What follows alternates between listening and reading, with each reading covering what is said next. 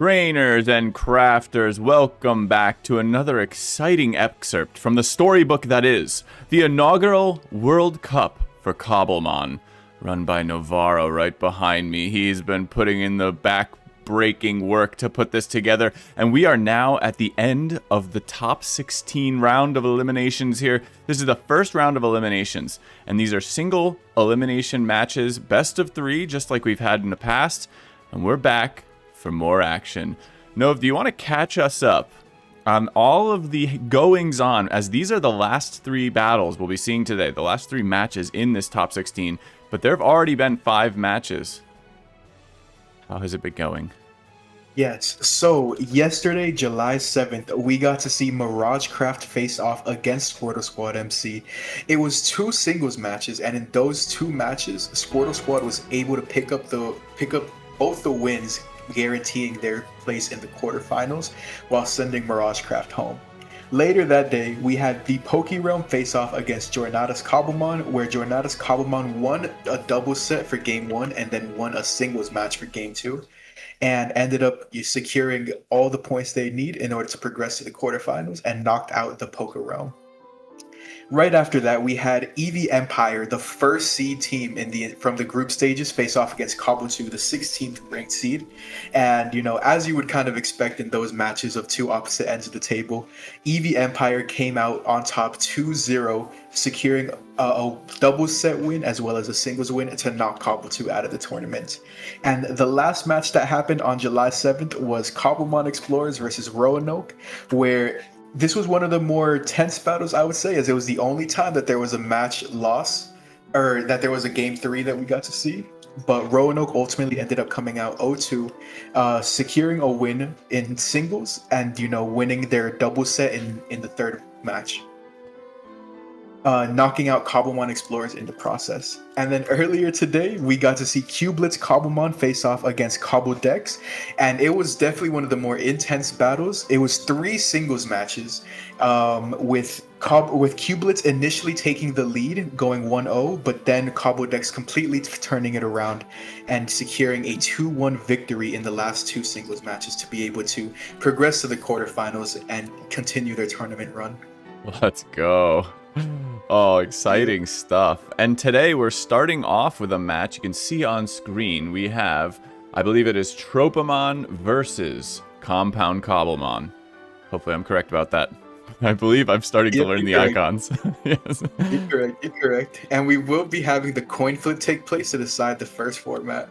Oh, beautiful. This is it? Yep, both teams on the bench. Let's see what we start with. Doubles! He has decided we will see VGC first. And you always trust on your Golden Go. Now, do you subscribe to Goldango or Golden Go? Or some other amalgamation?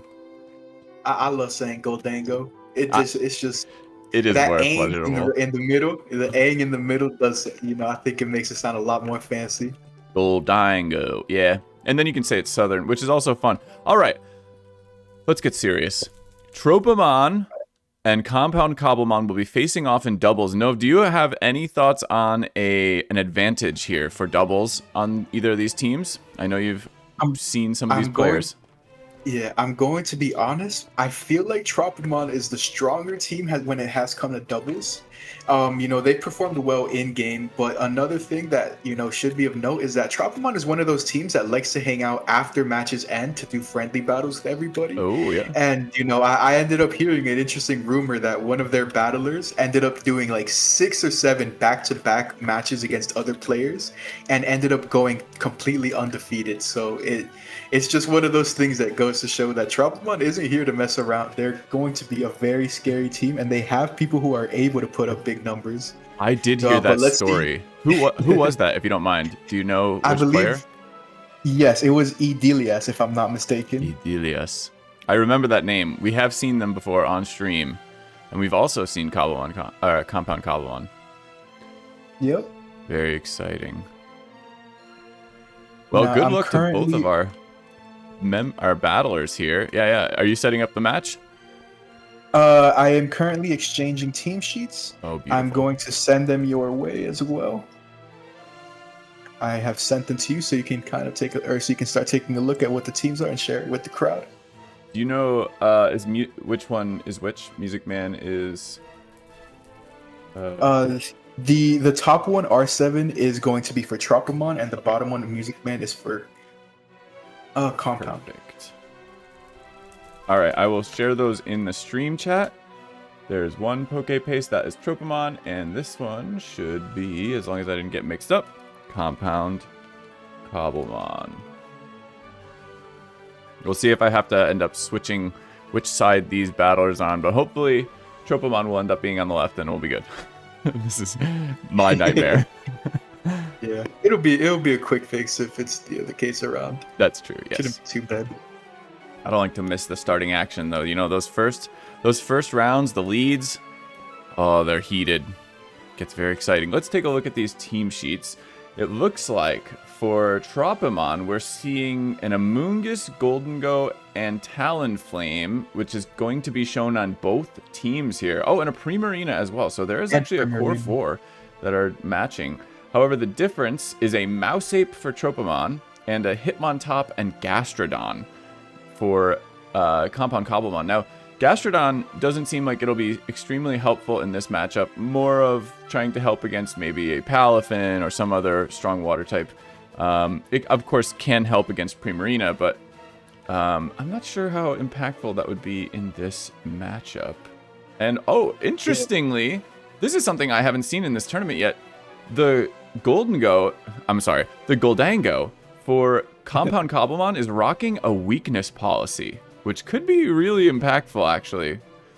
Yeah, I'm really excited to see if that ends up coming into play. But, oh man, you know, the things I'm seeing is Intimidate, Hitmontop, Icy Wind, Primarina, Muddy Water, Gastrodon. These are all Pokemon that are really going to fear activating Annihilate's Defiant ability. So I wonder if that's something that Saber might, you know, be seeing, or seeing as, you know, an initial threat to the team, thinking, let me make sure I never get this activated. It has now hit 3 p.m. EST, so we are going to start queuing up the battles. And right now, both teams are deciding on their battler. That's a great point what you said as well. I just wanted to make one more note that Talonflame on Tropimon is rocking a Covert Cloak, and that Hitmontop won't be able to fake it out. And hopefully, Compound Cobblemon has picked up on that. Yeah, let's see how both people adjust. We see the battlers chosen. Representing Compound Cobblemon, we have Saber Sky 48. And representing Tropimon, we are going to be seeing R7G7. I believe that's R7's 4th appearance in the tournament. Very nice. Somebody who comes to or shows up for every match. The thing I do remember about Tropimon and love about them is they all have the matching uniforms and visors, or like, yes. Yep. They are styling. Of course, everybody has their jerseys, but. So we have Compound Cobblemon on the left and Tropimon on the right. Is that the setup that you needed for this? Nope, I will swap that around. All right, perfect. Yeah, both players are in team preview, so we do have a little bit of time before they start. Everybody remember, the team that loses today gets sent home and won't continue in the Cobblemon World Cup 2025. The team that ends up winning this is going to the quarterfinals, and you know, if they make the finals run, still have 3 more matches ahead of them. We see 2 leads. We see Primarina, Talonflame on Tropimon's side, facing off against Primarina and Goldango on the Compound Cobblemon side. So that is the weakness. Oh, wait. Yes, that is the weakness policy, Goldengo. Facing down against a Talonflame that can't be faked out, but certainly isn't going to be faked out right now. Yeah, this is an interesting position because there's big KOs that are threatening on both sides. Of course, you can have the Talonflame hit the Goldango and maybe have the Primarina go for another hit to pick up a KO on that side. Or you can just see the Primarina on Compound Cobblemon's side go for something like the Hyper Voice, which should surely pick up the KO on Talonflame if it goes for it. So I guess this might be a turn where we do see a Pokemon go down, and it's going to be the players deciding, you know, is getting a hit off worth sacrificing my entire Pokemon? Because both sides, you know, have their Pokemon at great risk right now of going down, and you know, right now they just got to decide what's the more important thing. R7 sets up the Tailwind. You see the priority Tailwind come out, and Hyper Voice going in against this Goldengo and Primarina. getting the special attack boost and a Make It Rain and Hyper Voice combined to take down the Talonflame on Tropimon's side of the field. I was going to mention that the Femboy, the Primarina of Tropimon's side of the field, that Primarina is rocking a Throat Spray, whereas the other is rocking an Assault Vest. And so you do imagine maybe there's likely a little bit of a speed advantage on Tropimon's side of the field if that one's built a bit more aggressively as well. And we see Mousehold take the field here. True. I'm interested in seeing what ends up going down here. Thanks to the Tailwind, the Tropimon Primarina should be able to get off a nice big hit. I wonder what this Mousehold is going to try to do. Because it could, of course, go for stuff like the Follow Me, but if the Primarina on Saber's side is just going to go for Hyper Voices, and it's not really going to be too impactful. Maybe they want to Follow Me just to get the Goldango to possibly redirect the Shadow Ball, but I'm not sure if it would live a Hyper Voice after the Thrust Spray boost. But we'll see. We'll see how this turns out. I know it should definitely still live after a Hyper Voice, so maybe it was purely to redirect the incoming Shadow Ball or potential Shadow Ball. Yeah, I would expect Mousehold to come onto the field here if you were more like interested in swapping Primarina, because of course, like you said, it is double spread moves that you're facing down. At least high percentage chance that's what's happening here. So Friend Guard, while helpful, I'm not sure if that's going to be enough. And this Mousehold is rocking a Focus Sash, which it is not in danger of losing for sure. Or I mean, of using well, I suppose. I feel like Saber's really, really safe to just go for another spread move attack, which could potentially pick up a double KO this turn. I agree with that. Yes, this Goldango is down a -1 on special attack, but I don't think that's going to be enough. Now, if I'm Saber Sky, maybe it is safer to go for that. Maybe you are hoping to just get rid of this Primarina, but I don't see it. I just don't see it living. And so there is no real Shadow Ball threat to me. But maybe these players are doing calculations right now that we are not. Yeah.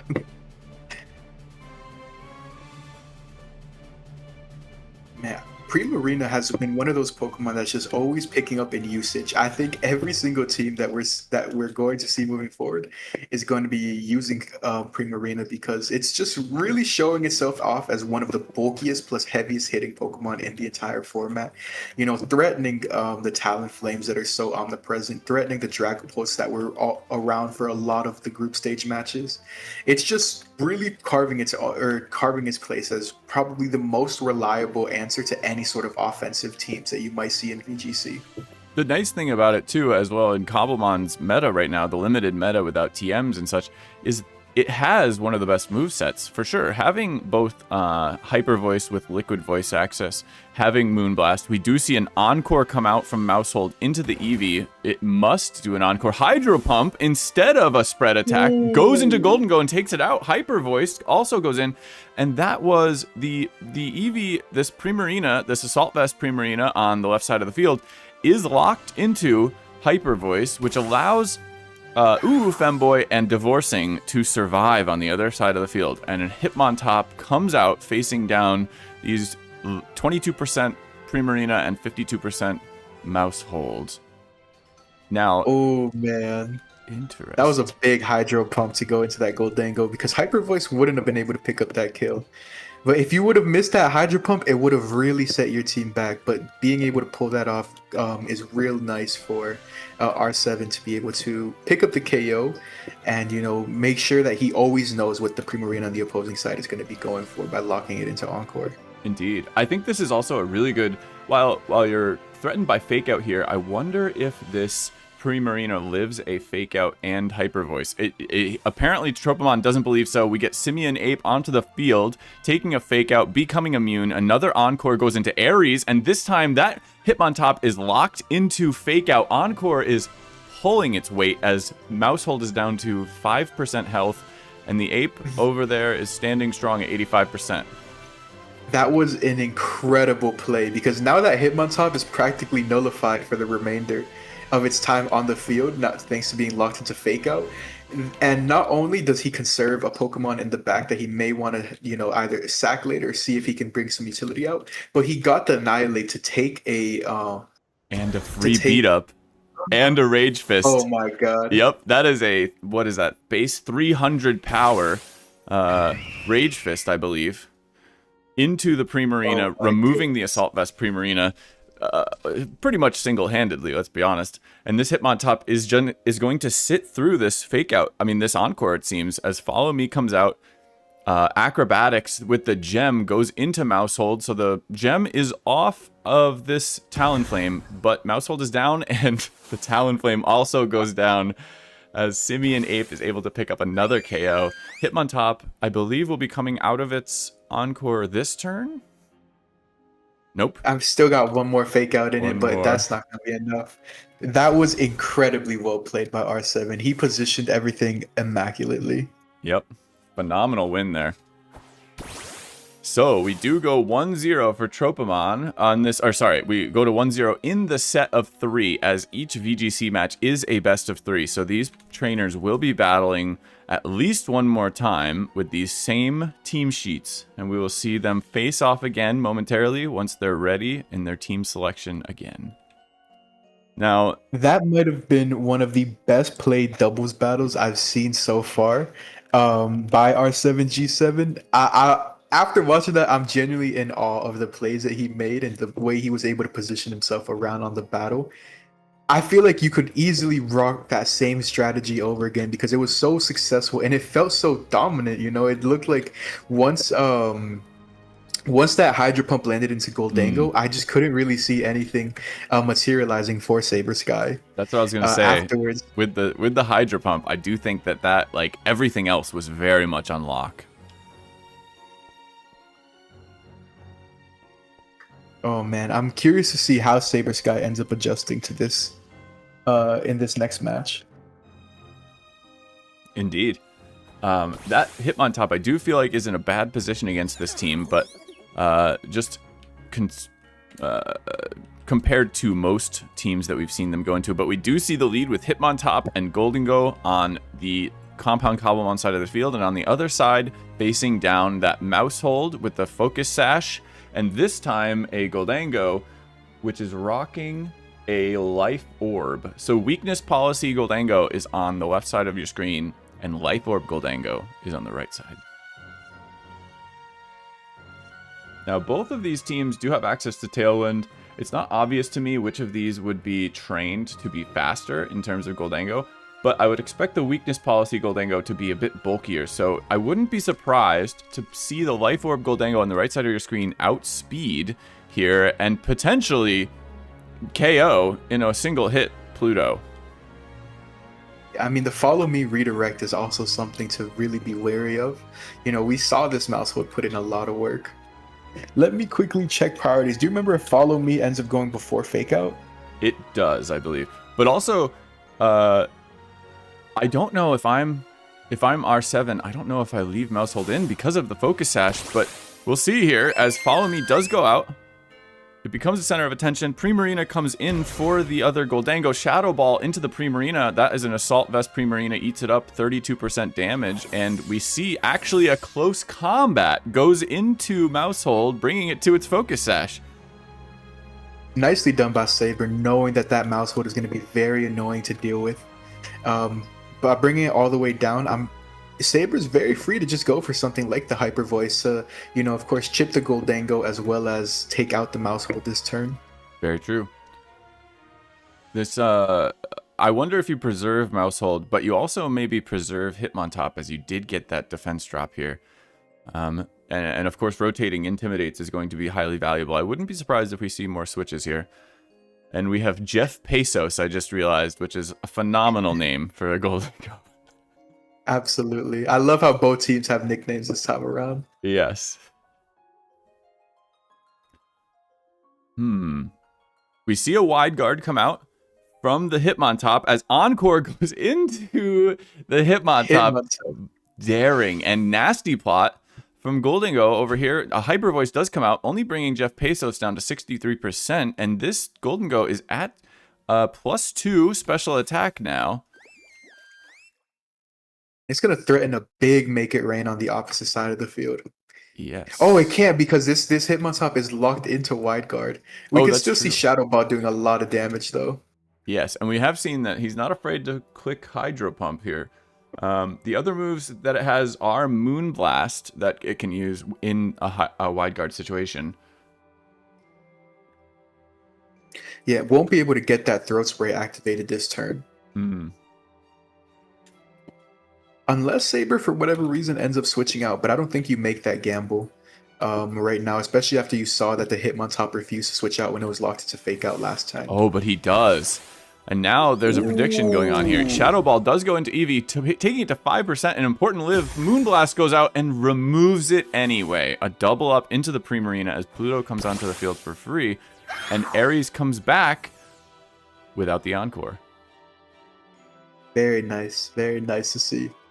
Once again, I just want to point out the Hitmontop's Intimidate, which is usually great value in doubles, is just doing nothing right now. I really don't know how... I do like Hitmontop. I love Hitmontop even. But in this battle, this matchup, it does feel pretty rough. The Defiant Annihilate and the rest of them not really carrying does make it tough. But, oh yeah, Defiant Annihilate, Life Orb Goldango, Covert Cloak, Talonflame, all just not caring about Fake Out. Yeah, it's tough to use this Annihilate in this matchup, unfortunately. But we do see Pluto come back on the field, and we did see Jeff Bezos, I believe... Oh no, they swapped it out, so I don't think we know who wins this speed tie between the two of them. But we do have wide guard pressure here, although it's not going to save Pluto from a big Shadow Ball, +2 Shadow Ball if it goes first. We do see Sucker Punch come out, and Jeff Bezos importantly lives at 2%. Tropimon's Golden Go holds on and removes the other Golden Go in one shot. Wow, the Life Orb recoil does remove Jeff Bezos. Both Golden go down. Hitmontop goes down to a Moonblast, and Talonflame, the Covert Cloak Talonflame, joins Primarina on the far side of the field as Hermes. The Flying Gem Acrobatics Talonflame is now left on the left side of the field by itself. Brave Bird comes out. Acrobatics goes into the Primarina. A critical hit removes it. This is potentially now a big deal. Just a speed difference here. Well, R7's, if it looks like he did go first last time, so not sure if it might be some speed tie difference or if it's R7 does still go first and there down it goes. Oh wow. My goodness, that crit! It looked huge, but R7, still comfortably had his Talonflame in a much better position. Very good game right there. Great match. And I will update the score here as it is 1-0 Tropimon's favor now.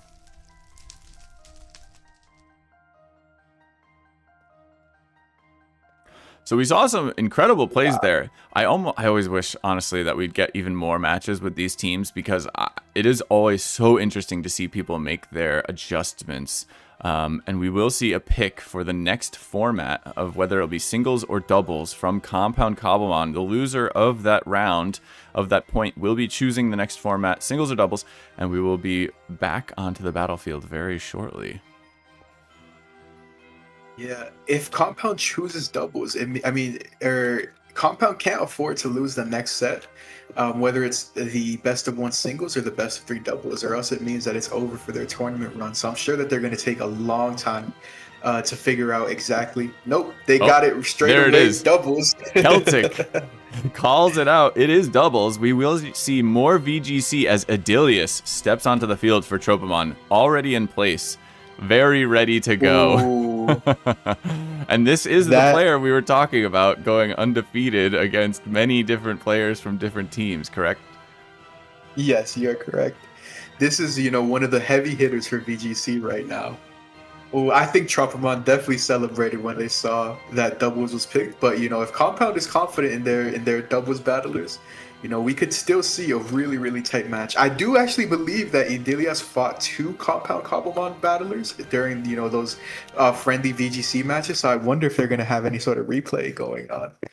But I'm sure Edelius feels very comfortable in these types of situations, knowing that he's been able to pull off wins in the past And we do against see Cobblemon. we do see someone come out here. It looks like Daytime will be taking on this match against Edelius. Do you recognize this battler at all, Novo? They have shown up a good couple of times previously in the tournament as well. Let me just quickly look up the stats, or at least the last time that I saw them battle. But I do believe that they fought in both of the first two matches for Compound Cobblemon. Daytime was able, or does seem to be a doubles battler for the most part. And if I'm reading the stats correctly, it looks like he's undefeated in this tournament so far. Oh, very nice. You love to hear that. Yeah, in doubles, he is undefeated. Well, see, I think I will say, if you're Edelius and you've shown off a bunch of your strategies or the way that you like to play, that could be its own deficit. You know, if people were there and watching and were able to strategize, of course, I'm certain that he has other tricks up his sleeve.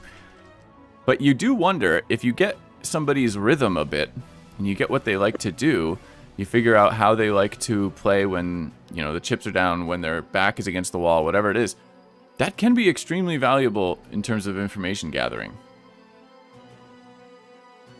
So we'll see. Both teams have been exchanged. I just sent them your wave vert, and these look like some incredible teams.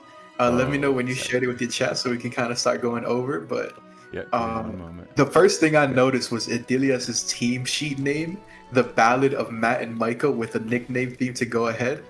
I'm very, very excited to see what he's able to pull off with this. It's a very beautiful name. Okay, you guys have Tropimon, and here is Compound Cobblemon team sheet. And this is, if Compound Cobblemon goes down here, their tournament is over. So this they need matters. to win this best of 3 doubles in order to at least force a game 3 or match 3. So we're looking at right now for Compound Cobblemon. I see an Alolan Ninetales rocking some great Snow Warning Aurora Veil setup with a Focus Sash. We see a Direclaw Sneasler rocking a Poison Gem. Is that correct? Yes. And then yes, Poison Gem. Volcarona, Dondozo, Arctozolt, Goldango. We have a Slush Rush Arctozolt, a Specs Goldango. This is an incredibly offensive team with this Rage Powder Volcarona rocking some safety goggles as well. Yeah, Dondozo without the Tatsugiri. The Solo Dozo is in here with leftovers. A good wall sometimes, although it's not rocking Rest, actually. So that setup is definitely more... Would you say that's offensive, I suppose? It's just looking to do damage? I don't know. Yeah, definitely. Okay. I see Rain Dance in it too, so looking to, disrupt any sort of opposing weather that might not favor it.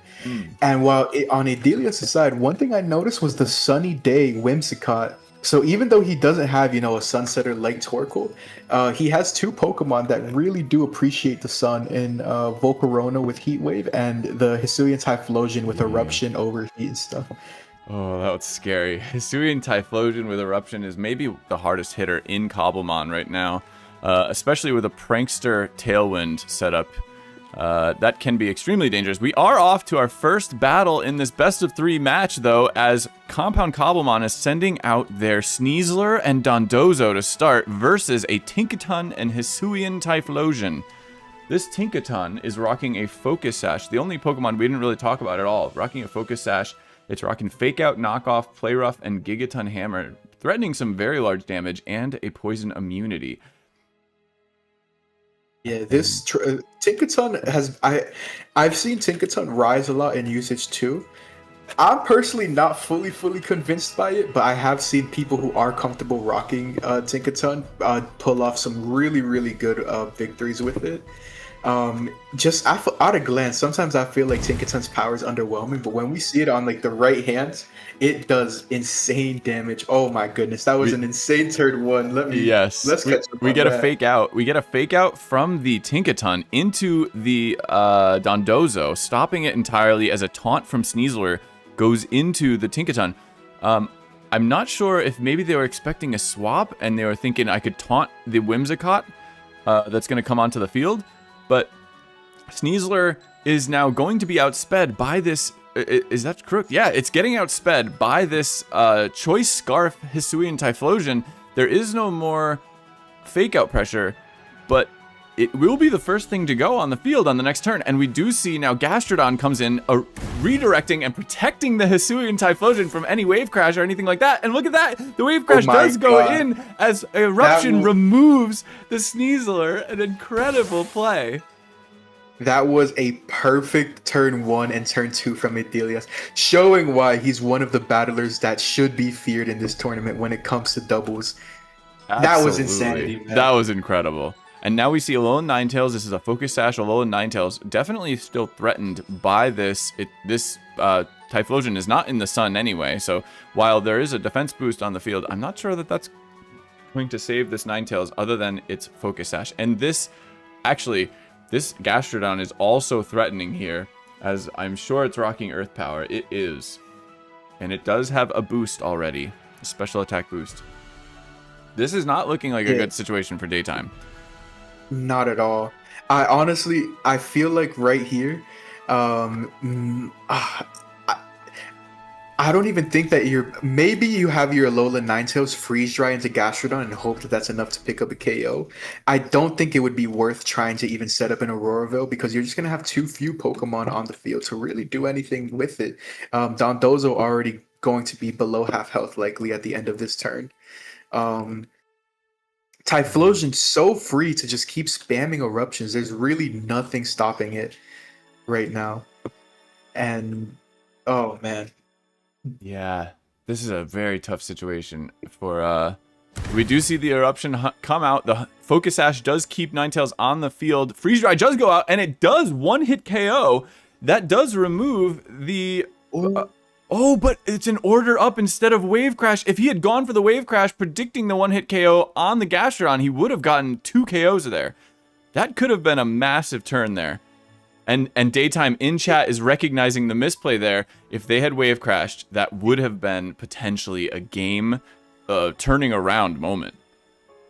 Yeah, I don't know. I don't know. I can't blame Daytime too much. I wouldn't necessarily call it a misplay because Gastrodon is just one of those Pokemon that's surprisingly bulky. You know, you don't really see it go down even to sometimes 4 times super effective attacks. It's still usually able to shrug off, or not shrug off, but tank with very low HP. So I don't blame him for going for the order up just in case he didn't have faith in the Ninetales picking up the KO. Yeah, I said what I said, but I also didn't think Freeze Dry would get the KO, to be honest. Without, especially a more offensive, like, looking... I mean, I suppose this is a Focus Sash Ninetales. It may be built to be as offensive as possible, but here we do see now Whimsicott on the field. The Eruption does remove the Ninetales, and a Giga Drain, in fact, comes out of the Whimsicott and removes Dondozo.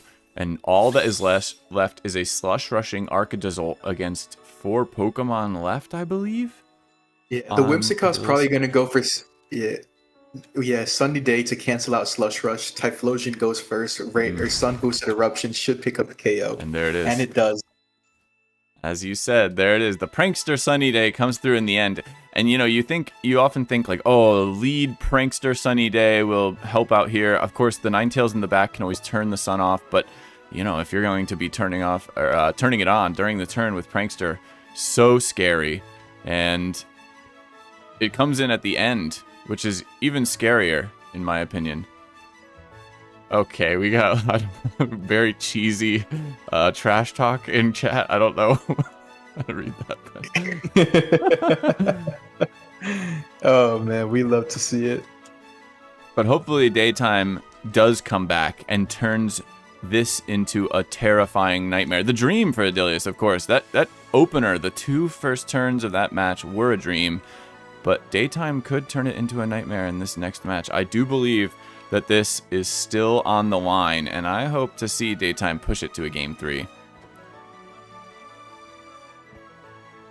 Yep, you know, that is his first doubles loss in the entirety of the World Cup. But because we have been able to see him perform well, I'm sure that he's somebody who will end up going down, you know, putting up a fight in the process. Idelias, just a monster right now in his own right. You know, on an incredible hot streak right now. So it's, you know, it's exciting when you see this kind of caliber of player face off against each other, because it just goes to show like you might be undefeated in the group stages, but when you get to the knockouts, when everybody is at the tip top point of their skill, you really are. Oh, we have a kickoff. And we're back. Yeah, with similar leads from Daytime.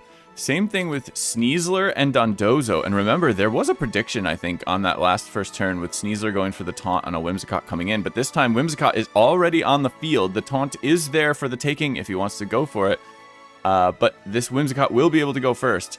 So we have Hisuian Typhlosion back with Whimsicott, Prankster Whimsicott, facing against Sneasler and Dondozo. And this is a Poison Gem Sneasler who is obviously threatening this Whimsicott. So what do we do here? We go for Sunny Day. The Eruption comes out. This will remove the Sneasler. We saw that it went to 17% last time. And that was definitely not going to be enough. Rain Dance does come out and stops the sun. But after giving up that Sneasler, I don't know if it was worth it. Yes. Yeah, I mean, that doesn't really help you out at all, because the Whimsicott is still on the field, and it literally can just go for the Sunny Day again the very next turn as well. Yep. Ooh. As Pope of Arceus said in chat, the Sunny Day Eruption just kills Sneasler, and that's exactly, we saw it last time with Eruption taking Sneasler very close to a KO. With that little bit of help, it was enough. Ninetales comes onto the field, switching the rain off, and, oh man, without a Wave Crash coming out that last turn as well, just no momentum for Daytime right now. Yeah, this type, it just feels like Daytime isn't really too prepared for the Hisuian Typhlosion. Rain Dance, of course, not accomplishing anything the last turn. Daytime saying that they misclicked and saying GG already. Oh no. This is literally just another Sunny Day Eruption combo that we see. Yeah. There's still 3 Pokemon, but oh man. I don't know if this is winnable, unfortunately, at this point, because while Wave Crash can come out here and take down Typhlosion, I don't expect... We've already seen... Well, I guess we could see the Focus Sash... We see a Charm go into Dondozo, so a protective play here as the Focus Sash is procced anyway by the Eruption. Dondozo goes below 45%. Wave Crash comes out, and Micah, the Typhlosion, does hold on at 28% health. Dondozo is restoring a little bit after the recoil and is at 37% health. That is just outside of an Eruption kill. But Whimsicott, after that Charm, is free to go for a Giga Drain into this Dondozo and likely to remove it. I do believe that it will outspeed... well, I'm not sure whether it will outspeed this Ninetales. We will find out. It depends on how it's built, I believe. The Ninetales was able to get an Auroraville off, but I'm not too sure if that's going to be anything to save Daytime. I believe he still does have a Pokemon in the back. I'm not sure why Adilias didn't go for the Sunny Day Eruption that turn. I don't think the Charm had too much effect, especially because it would have had the same effect as, having the Wave Crash's base power split in half. Maybe there is a sort of subtle calculation there that I don't know off the top of my head. But that could have prevented the Auroraville. Either way, though, Adilias, even after that turn, is still in a very, very commanding position. Well, with the Focus Sash, I think we get the Auroraville either way, unless he doubles up into the Ninetales. But I think it gave him an extra move here. Potentially, he goes for an Infernal Parade. Oh no, it's Focus Scarfed. I apologize. That's definitely not what's going to be. But yeah, if it's Sunny Day, you can't set up the Auroraville in the snow. So I would have been able to. Even if it lived, it would have failed in the process. Good call. Yeah, I have made that mistake myself, actually, in the past. But in this instance, now, I do wonder if you do get this Sunny Day off one more time, now there is no more Slush Rush, most likely, because unless this Ninetales can swap here, then I think turning off the snow is the best thing you can do. Keep that Dracozolt from having its boost, if that is what's in the back. We still have one Pokemon left to see from this Cobblemon side of the field. And we do see the swap potentially into Dracozolt. That makes sense. Got to preserve the... Oh, no! No. But it's a critical hit. It was a crit. Oh, man. The critical hit on a low health Eruption removes the Dracozolt. Really unlucky. The play to keep Ninetales alive makes sense a lot there. unfortunately, as the snow comes back online, or would have come back online if a sunny day had been what they had gone for, that was not the case. A Giga Drain went into Dondozo, taking it very low. It is at 9% after leftovers. And now there is fake out pressure and a Whimsicott that is going to outspeed this Dondozo. I think this is the game over here. Yeah, I think Tinkaton just fakes out the Ninetales and Whimsicott Giga Drains Dondozo, and that's a wrap, most likely. I think that's correct. And I don't want to say it too early, but it looks like a win for Adilias and Tropimon here to put them into the top 8. As Ninetales does in fact go down to fake out and Giga Drain goes into Dondozo, and that is it. Daytime is down. And Tropimon has secured their place in the quarterfinals of the Cobblemon World Cup, knocking out Compound Cobblemon in the process. Oh, yes, man. An impressive victory from Tropimon, a 4-0 VGC win. Yeah, I've been saying this from the very beginning, but Tropimon is one of those teams that I have full faith in their ability to be able to make it all the way to the finals. They've just been such a really strong, well-rounded team. In singles, they perform extremely well. In doubles, they have heavy hitters. You know, when it comes to a stacked roster, Tropimon is definitely one of the first teams that comes to mind, and I'm sure that they're going to be able to go really far in the tournament this way. I see them all lining up in the center. I'm getting in here. Perfect.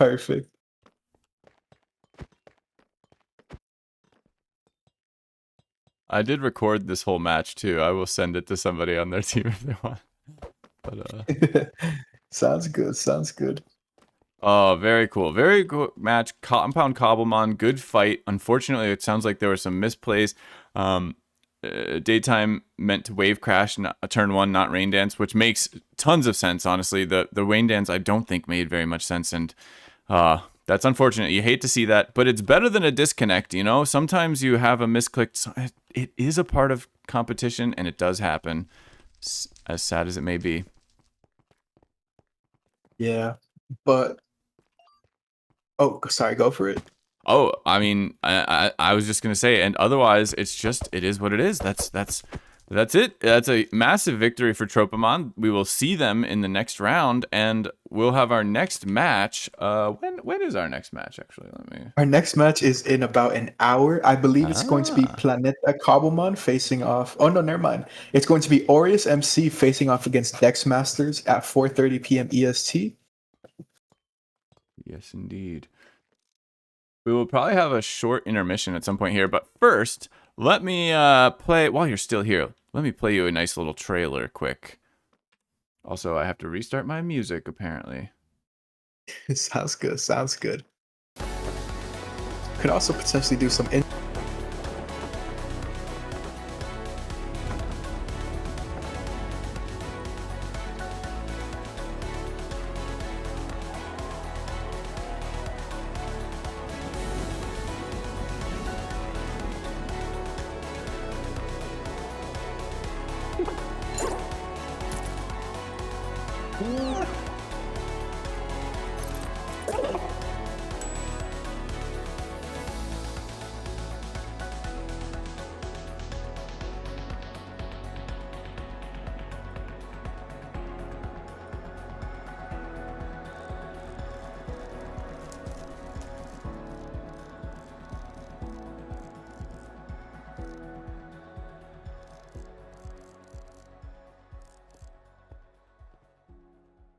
No, I'm ending it now.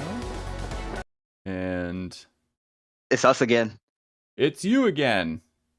Yeah.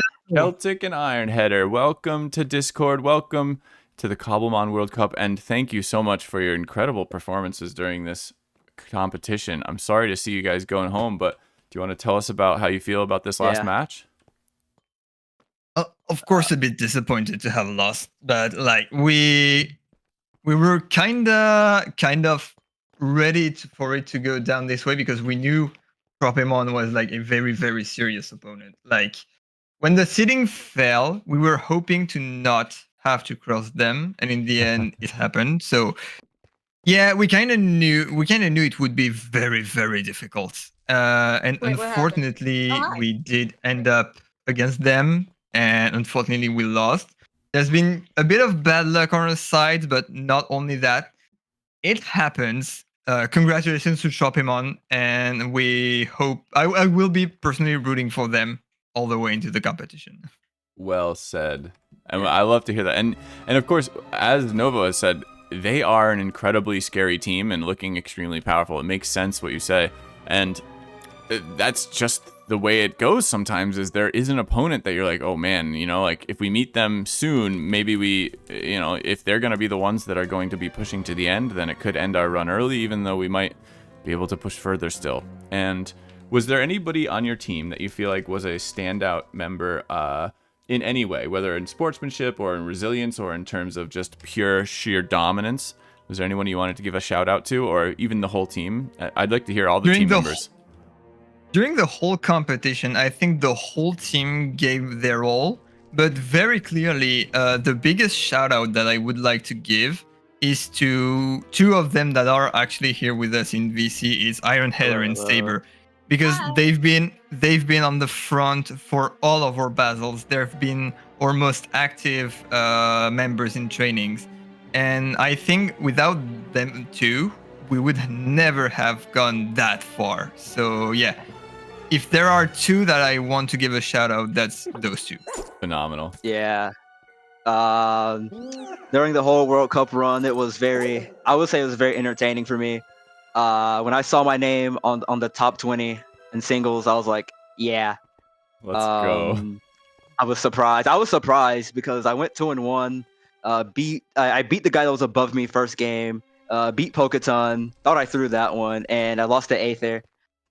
But I really wanted to fight. I really wanted to fight Sans, but I can't fight Sans. I couldn't. But that's just the way the ball goes. I trusted my team, and that's what you need to do, is just trust your team, and they will guide you to victory.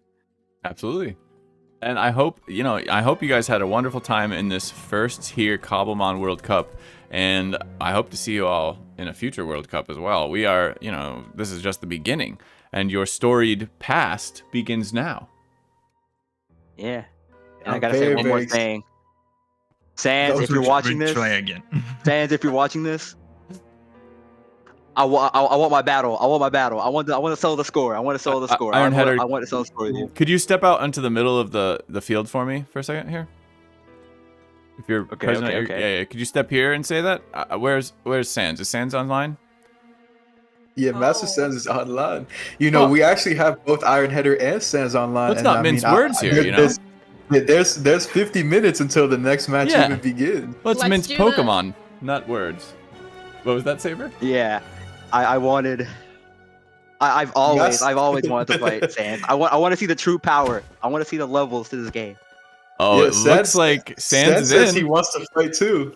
So before we interview Tropimon, I think we might as well have this little exhibition match. And I will watch that from the sidelines. So have a good one, guys. Thank you very much for hosting the tournament. Thank you for the interviews and everything. Our pleasure. And let's watch that. Thank you for the awesome. sportsmanship. Take care, Celtic Saber. And again, big congratulations to Tropimon. I will be rooting for them because French solidarity, Sounds good. Yeah. Beautiful. All right. Have a good I'm one, excited. guys. I'm excited. All right. Take care, you guys. Take care. Yeah, I'm gonna get out of here. I'm gonna get out of here too. Yep. Okay, Focus up. Sounds good. All right. Well, I will also head out. See ya. All right. Peace out, Saber. See you, Saber. Good battle. I said Take care. nothing. Do you want to say anything before you go? Oh, she's gone. Left, Never mind. All right, Sans is saying ready. We're just waiting for Iron Header. I'm guessing he's ready. I'm gonna queue up the match.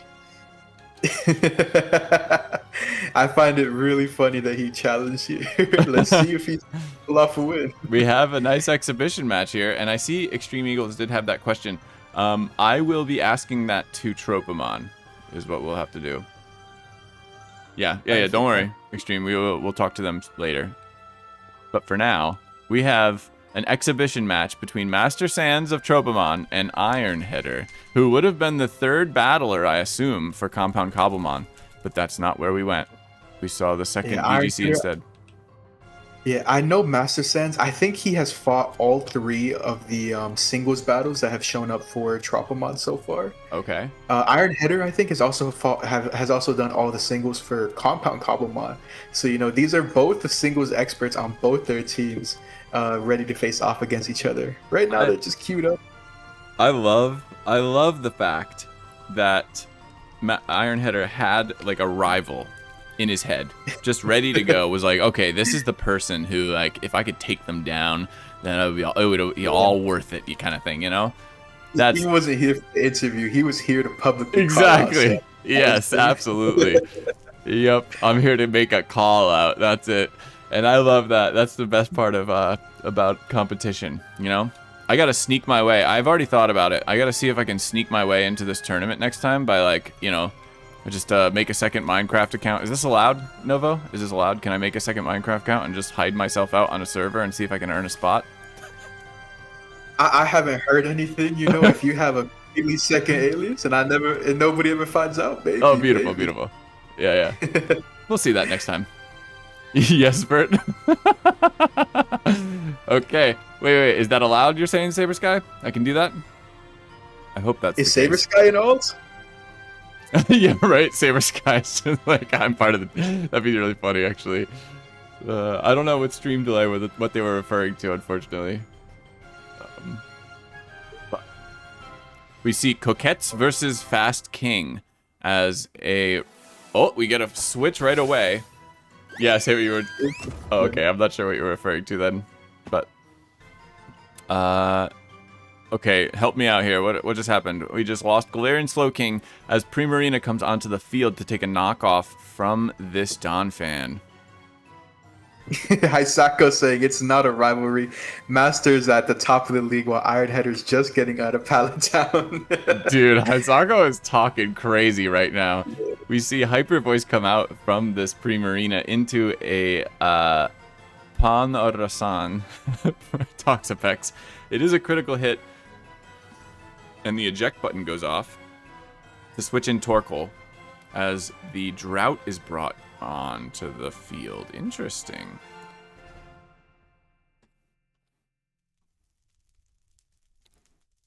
So the eject pack is the one that's not craftable. Is that correct? Yes, that's the one that's not attainable in Cobblemon quite yet. All right. It's the one that we had a little bit of controversy with in the very Yes. first round. Yes. But, was able to get that quickly sorted out.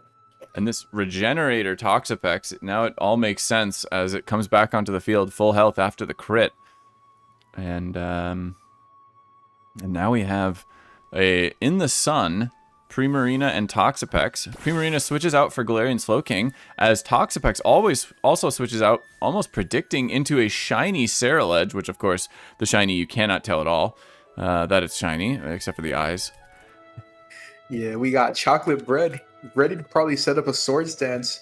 We have actually seen this team before. This Sun team with Ceruledge. This Ceruledge, I believe, is rocking Solar Blade, Swords Dance, Bitter Blade, and I want to say Shadow Sneak as the last move. Chilly Reception to cancel out the Sun. And in comes Donphan. Great switch. Is Galarian Slowking another one of the Regenerator Pokemon? Yes, it's Okay. probably... Yeah, it's up there as one of the most popular to use, thanks to its pivoting move and Chilly Reception. Makes sense. As well as having access to Toxic, being able to absorb Toxic Spikes. Definitely one of the more popular. We actually have usage stats available to see real quick. Let me pull up singles. Sure. Galarian Slowking is actually the most popular Regenerator Pokemon Oh, wow. in the OU World Cup meta right now. Okay, we do see another swap as a Hatterene comes onto the field facing down this opposing Donphan. Knockoff goes into it and loses the leftovers, but only taking about 27% damage there. If for anybody joining in late, this is an exhibition match. This isn't Yes. counting towards the Good call. World Cup. Tropimon already did come out victorious over Compound Cobblemon, winning both double sets, going undefeated to secure that victory actually, and securing a place in the quarterfinals. This, But we did have. this Hatterene takes the Earthquake, but can't take a second one as Dazzling Gleam takes Donphan down around 50%. but it is restoring health with leftovers, and I think that might have been the first Pokemon to go down in this match, as Ironheader takes an early lead. He's coming after his rival. Hisako has talked a lot of trash today, but we'll see whether or not it can be backed up this time. Yeah, let's see. It is a Donphan matchup now. Was there more you wanted to add about the OU sort of leader roles or whatever? We did see a knockoff here as the Assault Vest is removed from Donphan. Both sides of the field, I believe. Yeah, double. Oh no, it was an Earthquake coming out from Master Sans' Donphan to do some good shit. Another Earthquake. Masquerada should take like 40%. Oh, it takes 44%. Oh man. One thing I definitely underestimated at the very beginning of the World Cup was just how much damage a Donphan can do. I've always seen it be a behemoth when it comes to tanking physical hits. But when it comes to dishing out damage, I never really, I definitely heavily underrated just how much damage it could do. But we've seen Donphans be able to pick up massive KOs throughout this tournament. I can't imagine how much better it's going to get once it has access to its TM moves. In this limited meta, in this current limited meta right now. Yeah, it does. It is performing very well. We did see it sweep once, actually, even when I was on stream, at least. And now we do get the sunlight back, as Torkoal takes this first hit like nothing, really. 19% damage here. Meowscarada, of course, could go for it again, but even a 60% eruption, I assume, would be enough to remove this Meowscarada quite handily. I did just message, somebody asked in chat about the referee Goldango, as it wouldn't be an in-game variant, I don't believe, Matt, but whether or not it will be added in some way as an add-on or what, I am checking to see what our plans are for that. I'm not sure if that's known yet, but it is obviously an incredible model and it is an NPC. It's a Cobblemon NPC, which is fantastic, and we'll see whether or not what the plan is for that.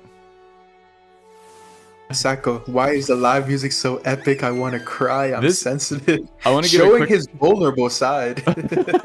We didn't think he had one, but I just want to say this is a quick shout out to the artist who makes this music. This is John Ferry Music, who gave me permission to use this music for Cobblemon projects. And we see a Dragonite come in, eat a Marvel scale usage. Primarina comes in off of the U-turn, and Toxapex is now facing down Hot Dog Water, the Primarina, once again in the sun. Yeah, we have Raisin Bread facing off against Hot Dog Water. But I like how you're reading it in the English version as well, with a nice translation. I noticed Sans' entire team is named after French pastries, French things you might find in the bakery. So I like that name theme that he has going on. We love that.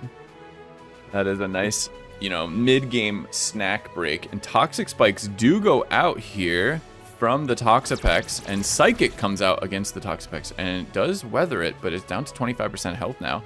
Toxic Spikes are, of course, on Ironheader's side of the field, and I believe he still does have access to his Donphan, but there is at least one Cerulege in the back that can cancel out any rapid spin attempts. Oh, wait. Did we miss the Toxic Spikes from... Those came out on turn 15. That, I thought, was the other way around, on Ironheader's Fast King. I'm not sure when that happened, but it did happen apparently. And Donphan is poisoned, but removes the Galarian Slowking. Or, sorry, who fainted? Did somebody faint? Yeah, the Donphan on Ironheader's side finally went down. Oh, okay. Interesting. Risk bringing in your own Galarian Slowking against this Donphan on the opposing side. I'm not sure what he's thinking. You don't take that. Yeah, you don't take that. Down it goes in one hit. Uh-oh. He clicked Toxic on swap, not T-Spikes. Yes, this is an exhibition match. I'm trying to keep up with it, but next up we have Volcarona come in. The first time we've seen it in this match, rocking the boots. facing down this toxically poisoned Donphan. If it stays on the field, I believe it only has 2 turns left without taking any damage. Iron Header saying, not gonna lie, I thought it would tank. Definitely not. Oh no. Slowkg is not taking a stab earthquake from Donphan, but we do see Volcarona. Bug Buzz to pick up the KO on Donphan. What do you have to eat now? Pretzels. Okay. Yeah, we have somebody, very passionate pretzel eater in the chat, and Pongus. Did fight yesterday in the Roanoke match against Cobblemon Explorers, securing, I think it was a 5-0 win against their opponent, as well as their tournament debut. So, you know, they're in a really happy mood. Probably eating those pretzels in celebration for their performances yesterday. Now we see the Toxpex probably going to go for something like the Toxic onto the Volcarona.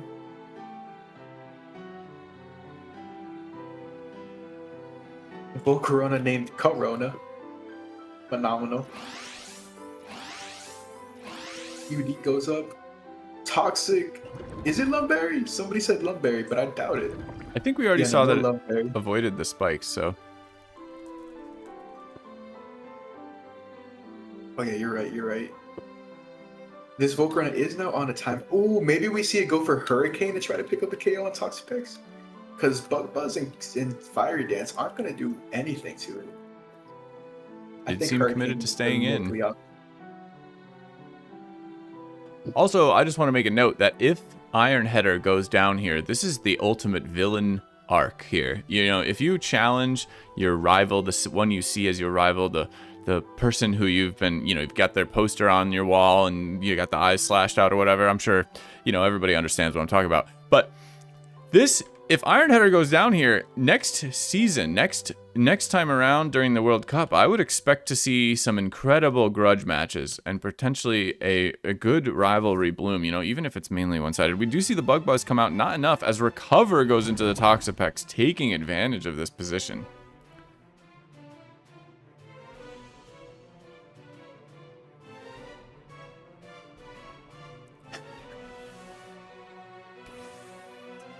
Oracle comes in facing against the Volcarona in the sun, eats, and doesn't eat the Hurricane. That is a big turnaround. That Hurricane is only 30% accurate in the sun. 50%, wow. 30%. I'm curious. It's one of those two, but amazing that it landed to pick up the KO. My God. So that's a small, what's the word? Statistical chance there. But Master Sans was playing against it seemingly, and now the sun is back up. I think it had fallen off. Gamble a Hurricane again. Do it right now. He is gambling the Hurricanes. Oh my God. Keep going for it. Now, I think there's Keep only one gambling. stack of Toxic Spikes. Is it the free Toxic Spikes from Toxapex? Or maybe it just doesn't matter right now. Shoot, it's a free anything at this point. Yeah, If Painful Bunk is right here and Volcarona dies to the poison. Oh, yep. Fair. And there it is.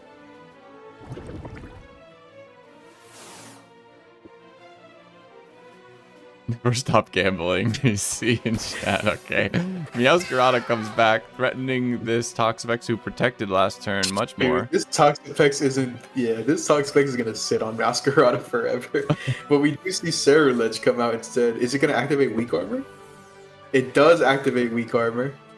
Oh, so if this is a Scarf Meowscarada. Oh no, it's Life Orb. Yeah, this Ceruledge should be able to outspeed and hit the big Bitter Blade. And it does. Meowscarada goes down. I think we're down 4 Pokemon, I want to say, on Iron Header's side of the field. Primarina comes back out. And I think Sans is down 2, maybe? A big Solar Blade goes out and removes Primarina.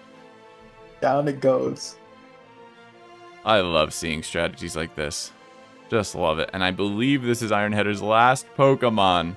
We are seeing a villain be created right in front of us. Dragapult comes out, his final Pokemon. Most likely. Shadow Sneak.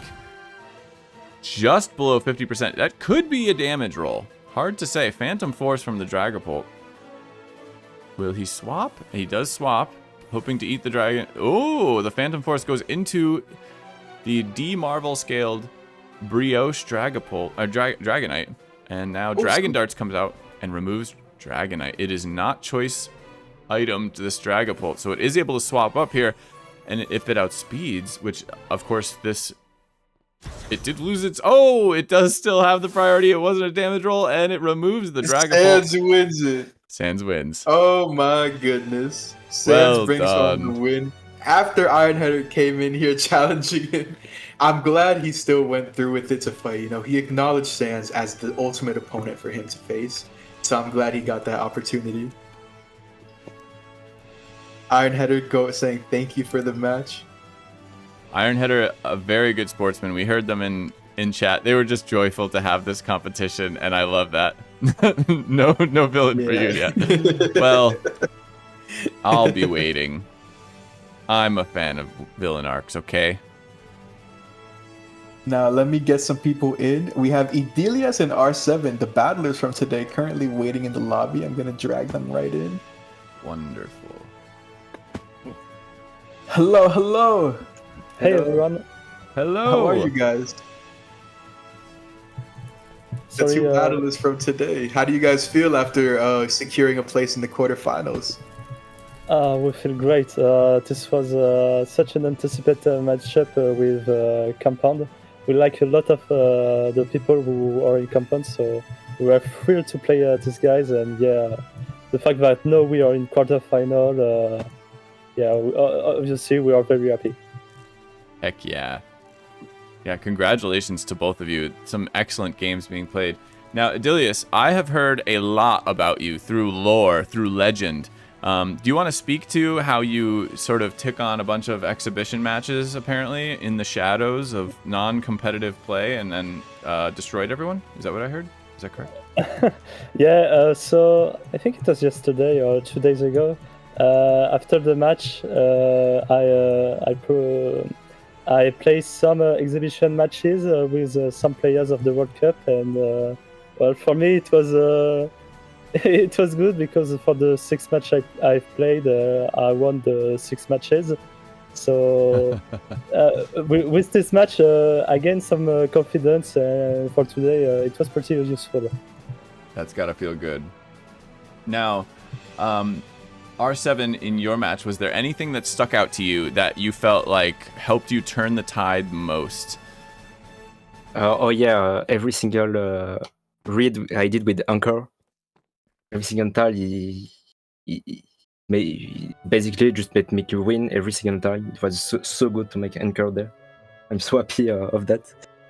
Heck yeah. With with Encore. With which? It was with Marshall. Oh no, yeah, no. I wanted to. Yeah, it was the Mousehold team. The Mousehold. Yes. Yeah. Thank you. Yes, those encores. I hear you now. My apologies. Yes, your encore play was incredible in that first game, and even following up into the second game, you got him into the wide guard, I believe, as well.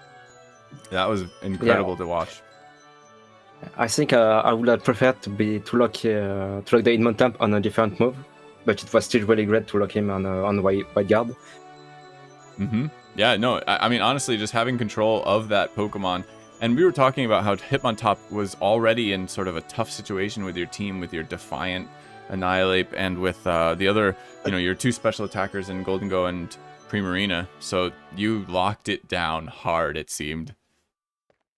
Yeah, and it was such a bad matchup for Hitmontop, and we had a few HP on Golden Go to be able to tank a Sucker Punch.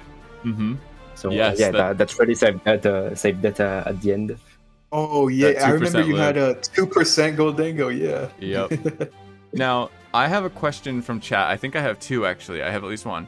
The first one is, what team would you guys like to see if you were to make it to the finals? What team do you hope to play against, or do you expect to play against? Whichever you'd like to answer. Do you want to answer first, Erset? Well, I'm going to comment the list of team.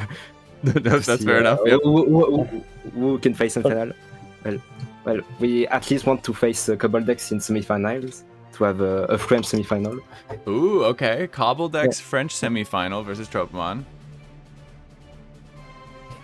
Yeah, and personally, for me, for the finals, I really want to play Ranoke. Rono? Because Okay.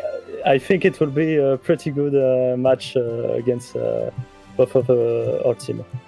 Very cool. I like those calls. And that was just phenomenal to watch. Now, both of you, we've seen you both in VGC. Were you both, like, was that your place throughout the entire tournament? Idilius, we've already heard, obviously, that you have some mastery there over the other players, seemingly. But R7, do you feel the same? Is this your, is VGC your main format? No, I think I'm way better in solo, but I'm really good. Yeah, but I really like playing VGC. I just think I don't have enough info about the metagame. Mm-hmm. So right now, for example, today's team was built by Edilias and Master Sense because, I struggle to make a good team on VGC. That's awesome. Yeah, Now, I remember back before the World Cup started, Tropimon was kind of talking about how they didn't really have too many VGC battlers, but now you guys have really just stood out as one of the top teams to face, or one of the teams you don't want to be facing when we have VGC doubles. What was it like that, for you guys before the tournament began, thinking, oh man, I hate that I might have to do doubles, or was anybody already prepared for doubles before the World Cup even started? To be honest, for my case, I never play a VGC match before the announcement of the World Cup, so I learned VGC with the World Cup, and Oh my so God. I wasn't familiar with this format. that's wild. Now, And for me, I was a little playing doubles OU. Mhm. Oh, with, the 6v6? Yeah, 6v6. Yeah, I prefer having 6 Pokemon than 4. okay. And I was playing on ladder with the Oreo team. Wow. And So- apparently that helped me in VGC.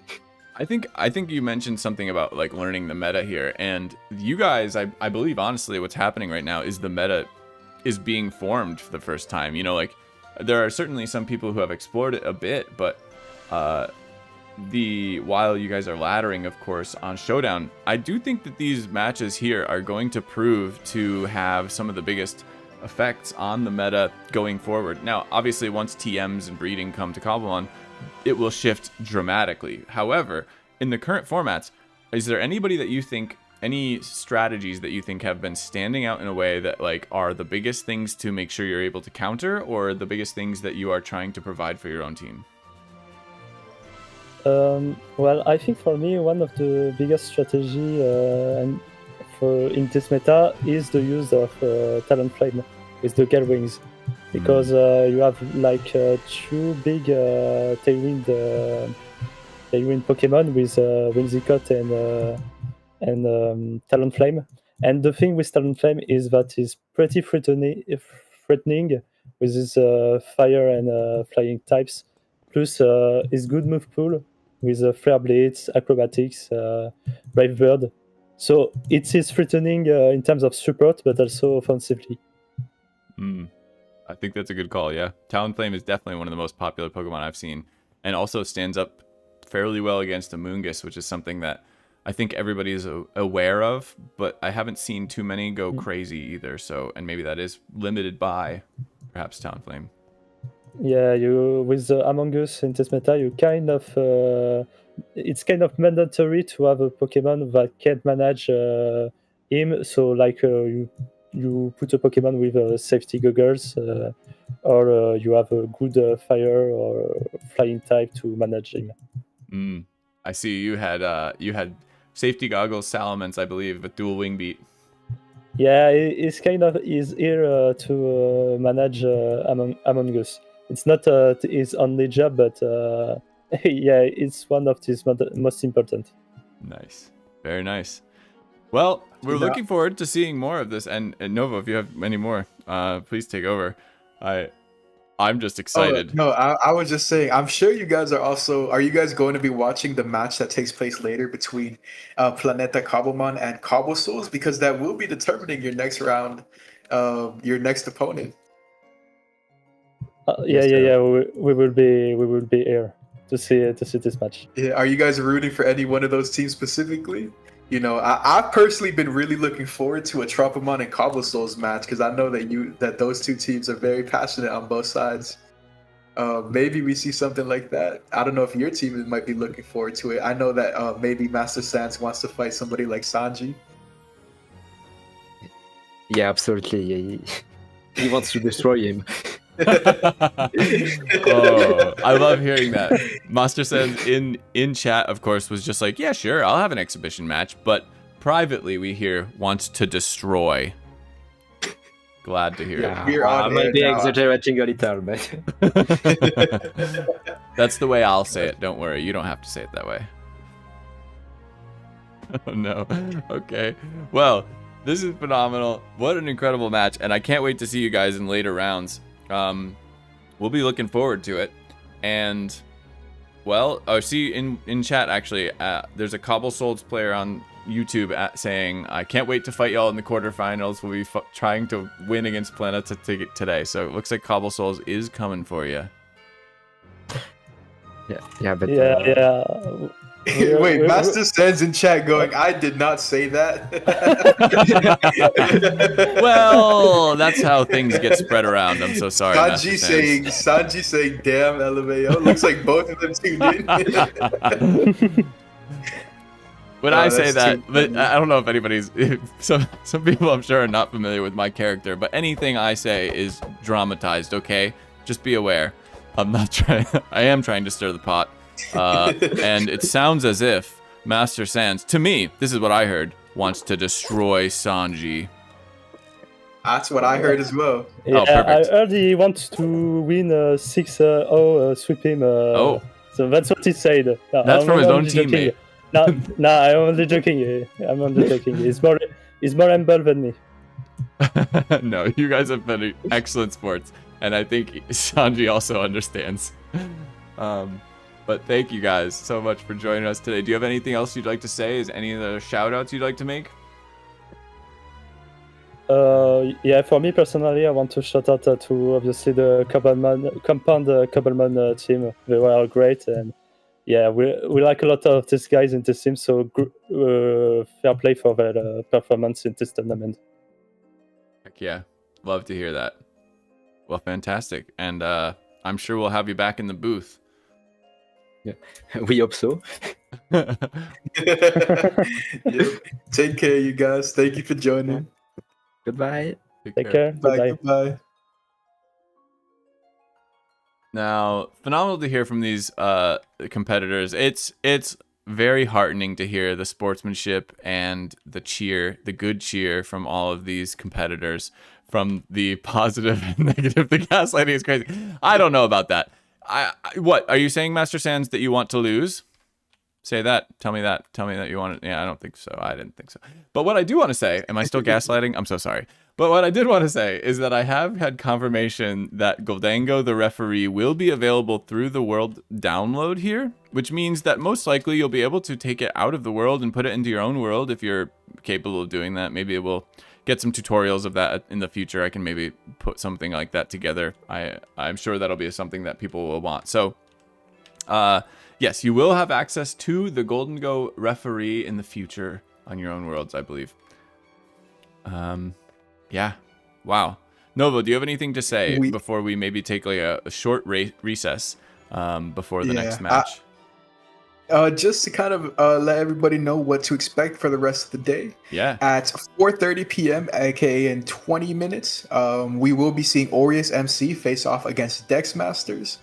And then later tonight at 5:30 p.m. EST, we will be seeing Planeta, Cobblemon, and CobbleSouls face off. These are the last two matches of the round of 16. Every server that ends up winning from here on out will make their way into the quarterfinals.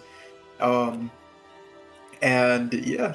That's all before the break. Just keep having everybody stay up to date on what we have planned in store. Beautiful. I'm updating the logos now, and then we will probably take a short 5 to 10 minutes here, and we'll be back before the next match. Is that wait, sorry. The next match is at 1:30, right? Yeah, coin flip in like 13 minutes or so. So we'll be back in like what, 10 minutes? Perfect. Yep. Something like that. Aureus Perfect, versus perfect. DexMasters. I will turn you guys over to our trailer video in a moment, and then we'll be back after this break. Let me just update this to the correct logo. We're all ready. And if you have any favorites in the chat, now's the time to start showing your support. DexMasters and Aureus are on the screen. We'll be back with you guys shortly.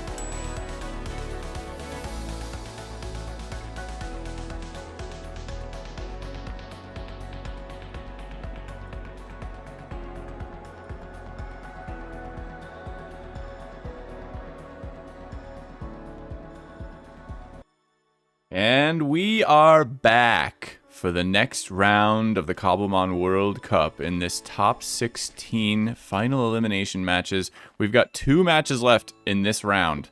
And this next one is going to be between AureusMC and DexMasters. Novo is with me as always, my co-caster, and we're ready for this next one. Novo, do you have anything you'd like to share with the people? Yeah, so this upcoming match, AureusMC, the group leaders of Group H, you know, being able to finish the group stages with all 9 points out of 9 possible, are going to be facing off against DexMasters, who came in 2nd place in their group. Two teams that have performed really well in the past. AureusMC, very strong when it comes to singles, and DexMasters being a team that, you know, is able to pull off some good wins in doubles. So I'm excited to see how this goes. Let me quickly take a look at the knockout bracket. The winner of this match will be facing Cobbledex in the quarterfinals. So we are kind of trying to determine. I guess this match is going to determine another matchup that we will be seeing later down the line. So I'm very excited to see. I'm sure that there's going to be a handful of Cobbledex people who are going to want to scout these matches, just knowing that knowing what to expect of their opponents. Oh yeah, no, there's a lot to be learned here. I'm gonna make my way to the grass arena, where we will be taking down this next round. Hey, we're going to the grass arena. Oh shoot! I was free camped all the way over there. Oh, okay. I was like, I'm what the heck? you to my free camp. That's my bad. I'll let you do the scenic route or whatever, unless you want to TP you. Yeah. We're just gonna take the scenic route. We'll get some good shots here of. You're gonna miss the coin flip. Oh, okay, fine. I'll watch the coin flip. Shall commence. Oh, that's too funny. All right. Goldango has thrown his coin. He's examining it. The spyglass has come out, and it's heads. We will see a singles battle. Oh, this is different. This is very different from what we just saw. We saw 2 VGC matches back to back in our last match, and now we will start off with singles. These can be extremely fast. You know, you think of VGC as fast, but I actually feel as if the singles oftentimes prove to be faster matches overall, of course not being the best of 3 sets, and they can turn on a dime. Even though it's maybe a bit forgiving. We haven't seen any stall matches in the World Cup so far. So the single matches that we've gotten to see have all really been flying by. Now, if we would have gone for best of 3 singles, that would be a completely different story. That sounds right. I do appreciate the no stall too. Yeah, I do think though, for the sake of time, it's real nice that we're doing for best of 1 singles with the best of 3 VGC, because you know. If we only had a best of 1 for VGC, those matches would probably be over in record time, probably like under 3-4 minutes. True. No, I like the current setup in terms of how they're decided. Yep, right now I'm just waiting for both teams to confirm that they're ready. Otherwise, we will be starting up in 3 minutes, at least with the queue. Beautiful. Seems that all the Tropimon players are still going to be here to spectate. Let's see, who else do we have in the crowd? I see Roanoke folk. I see that we have some CobbleSouls battlers in here. But the majority is DexMasters and AureusMC, it seems. There are some Planeta Cobblemon people in here as well. Their match, of course, coming up in about an hour. They're going to be the final match. Yeah. Yes, let me actually start pinging them. They were supposed to fight at 5 p.m. EST in 30 minutes, but after talking to them, I was able to convince them to hold it off just a little bit so that we can get all of the battles on stream rather than having to risk any sort of overlap. Nice. Yeah, we do appreciate that. The maybe the scheduling is the hardest part of this entire tournament. Of course, this is happening across the world. You heard our French representation in Tropimon, and there are other teams, of course, from very other different regions.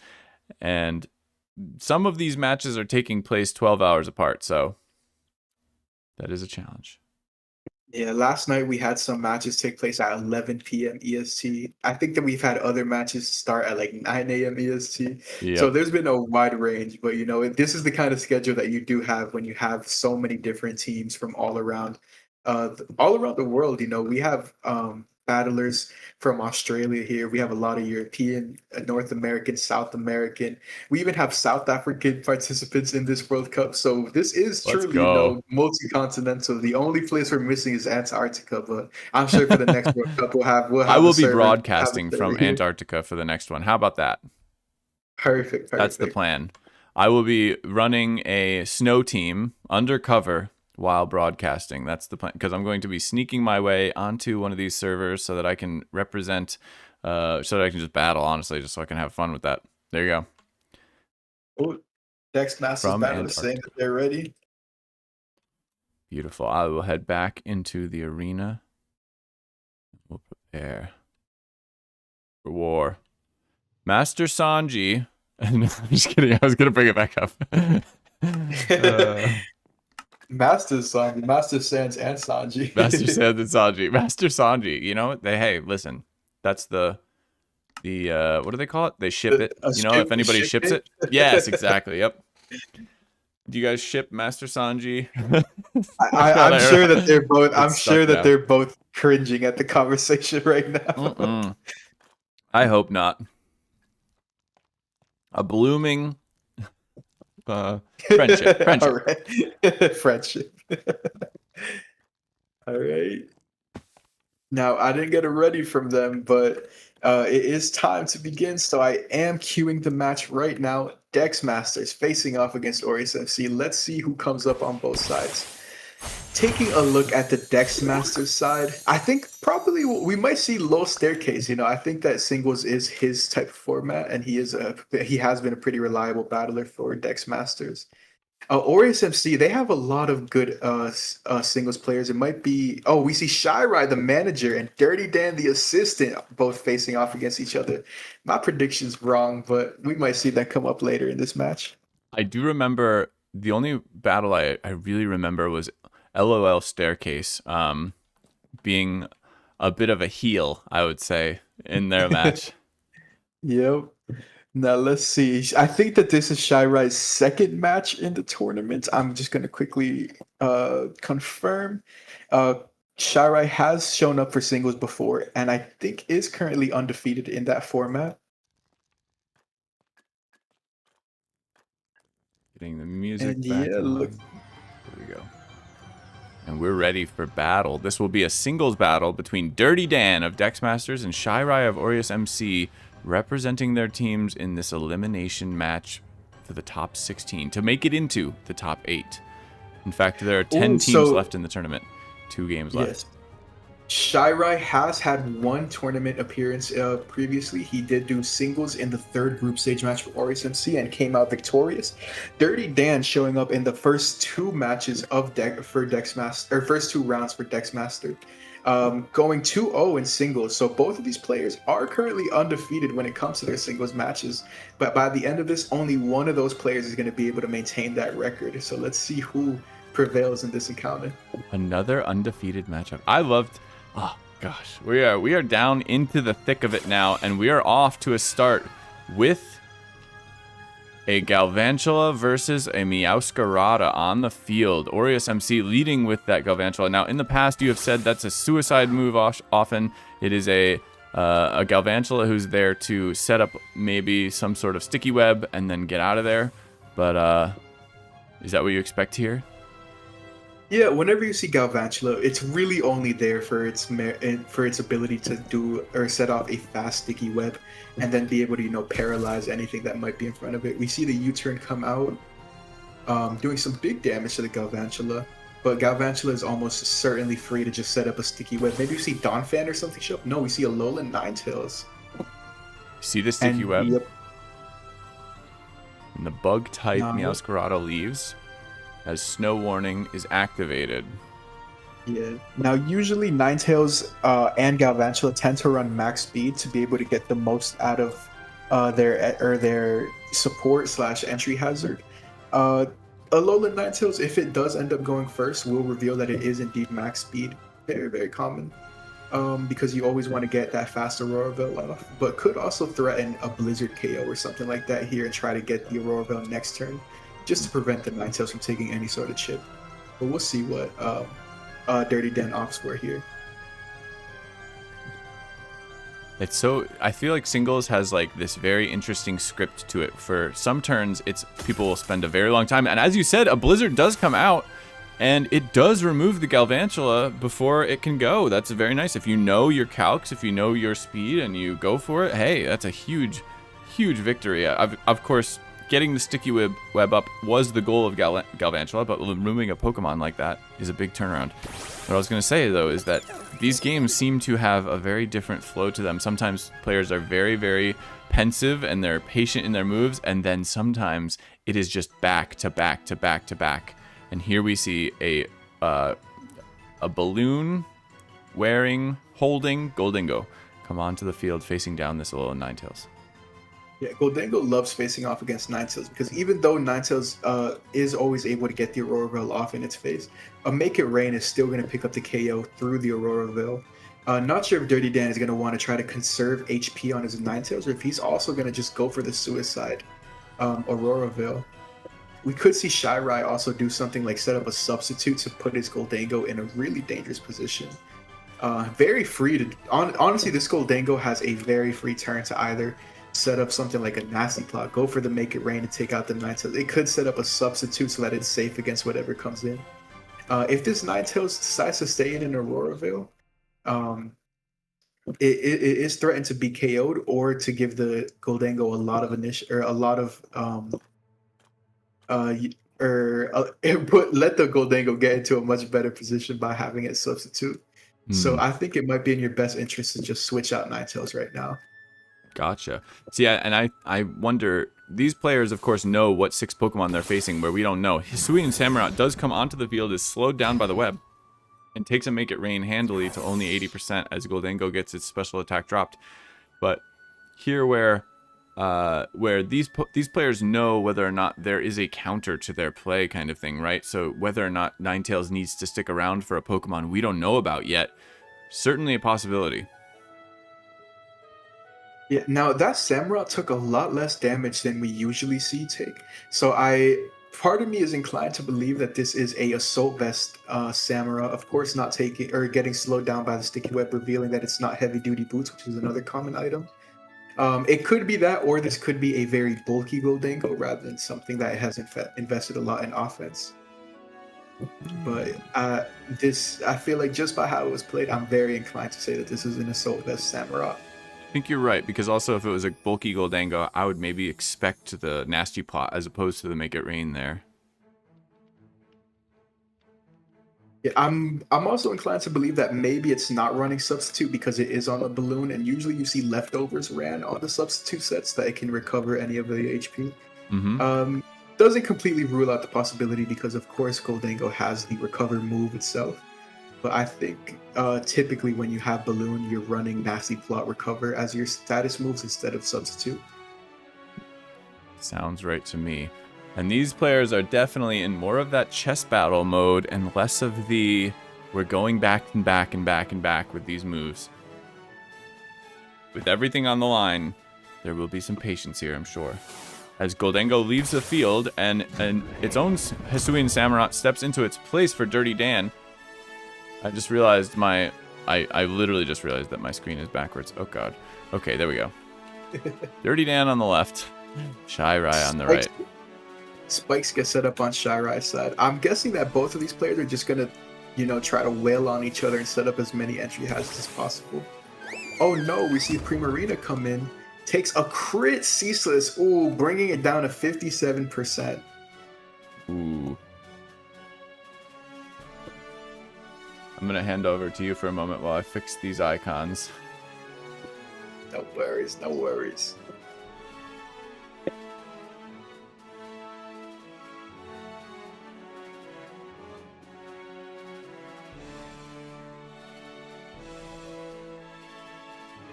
Now, Primarina is one of the better answers to Samurott being able to resist both of its stabs. We're probably going to see something like a Moonblast come out. just threatening damage, or a double coming out from Dirty Dan's side. We see Goldango come in. Do we see Moonblast? We do see Moonblast pops the balloon. And gets a special attack drop. Ooh, that's definitely going to be huge. But yeah, this Goldango should now be taking or will now be taking spikes damage every time it comes in. One thing I don't really see too much in the World Cup, at least in OU, is hazard removal. I mean, it really doesn't exist in VGC, but in OU, where you would expect a lot of teams to want to have hazard removal, I don't really see them pulling it off over the course of their match. We kind of just see both teams let the hazards stack up all the time. So I'm curious to see if we are going to have any way of getting rid of the webs on Dirty Dan's side or getting rid of the spikes on Shy Rise side. I think you're right about that. I've only seen one attempted rapid spin that I remember, and it did get spin blocked. So that has been a very challenging thing, it seems like, for these battlers in this meta. Now, you may know this better than me, but how many Pokemon do you think are considered legitimate in the meta and also can rapid spin? Because Donphan seems like the main one, but are there others? With rapid spin specifically, 3 are the ones that come to mind. Donphan, of course, being the number 1, but Avalugg surprisingly has come up as a big rapid spinner in the format. I would say that's the second most popular, and then Forretress being the third. I don't really think any other Pokemon really exist with the main benefit to using them being rapid spin. And we of course have Lamora. Oh yeah, that's true too. Pope of Arceus is in chat mentioning that the Goldango being so prevalent does make it very hard for removal. That's a big one too. Yeah, when you're just even in SVOU or the current gen, for Smogon, Goldango has been very controversial because of the fact that it really enables this sort of spike stacking metagame. And with Gen 9 Pokemon with most of the relevant Gen 9 Pokemon already being in the base Cobblemon decks, those are the Pokemon that really perform well. And so Goldango having its, probably its most crucial moveset available to it right out of base Cobblemon through level ups, means that dangerous. Everything else really is going to struggle against it. Yes, and so it is deserving of that top spot.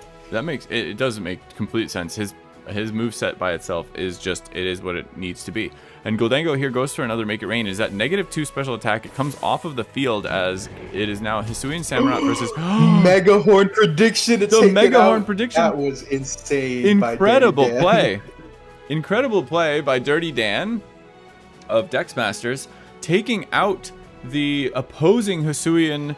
Yes, and Pope of Arceus even in chat. There is a delay here, but Pope of Arceus says Mega Horn here, and there it is. It does go out.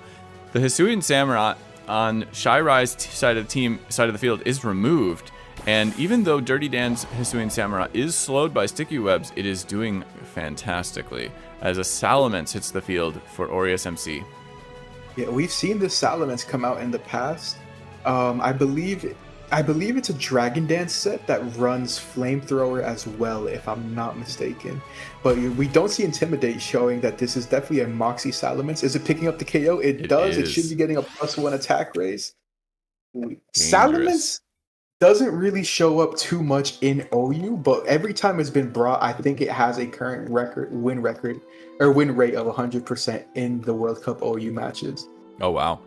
Well, here you see, I mean, with this setup, now anything that's coming in almost definitely is going to be slower than it with this sticky webs. I mean, of course, it could be Rockin' Boots, but this Salamence is very threatening now.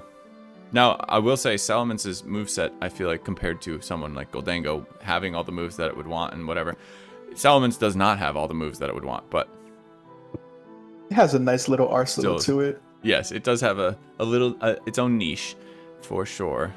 I don't believe it does have Dragon Dance, actually. No, it doesn't have Dragon Dance. We usually see it running stuff like Dual Wing Beat, Outrage. Flamethrower is what we've also seen. Yes. I think it has Crunch. Let me just double check. Yeah, we do see Crunch, which, if people aren't running Flamethrower for Goldango, they have the Crunch for it, just in case. And now we see a Ninetales come onto the field. The Salamence is running Life Orb after it lost some HP. Salamence comes off to the field as the snow comes up from Ninetales. Gholdengo comes back onto the field, eats a blizzard, and is frozen solid. Oh, wow. Oh, wow. That is tough for Shirai. Shirai was already struggling a little bit after that Megahorn prediction, and now the Gholdengo is frozen completely. That is not good.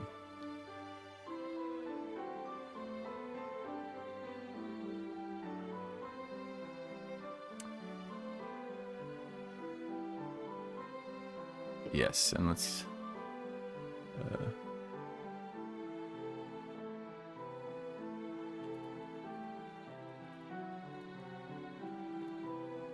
I wonder if you just try to go for the thaw and recover this off, or if, you just give up your Gholdengo here.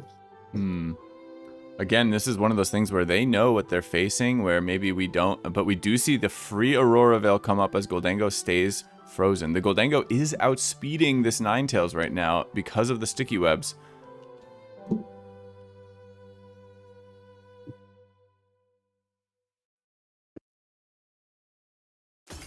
Another blizzard. Doesn't pick up the KO. Do we get a thaw? No thaw. It stays frozen solid. Oh man. Another try? Nope. And it's still Dazzling frozen as it leaves the field. Golden gone. Down it goes. Oh man, we saw I think in one of the earlier matches too. This one wasn't on stream, but it was Cobbledex versus Cublets. We also saw a big freeze that came out. I think it was an Alola Ninetales picking up a freeze on a Slowking Galar, and pretty much neutralizing it for the remainder of the match. So those freezes have been really, really unfortunate in the World Cup. If you're on a receiving end, sometimes you just gotta bite your losses. Yeah. But we'll see how impactful it ends up being. This Clefable is also probably going to be able to... Oh, nope. So we see switch out for Primarina. Cosmic Power comes out. Primarina Looks like importantly was Shy... not slowed by sticky webs. Oh, true. So it is running heavy-duty boots.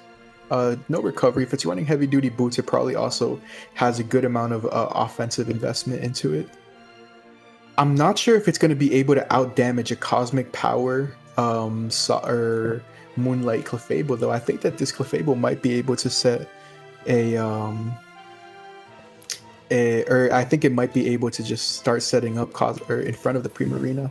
But it does swap. Nope. For some reason, Gallade comes in, takes damage from the spikes. Oh, Encore, of course. I completely forgot to consider that.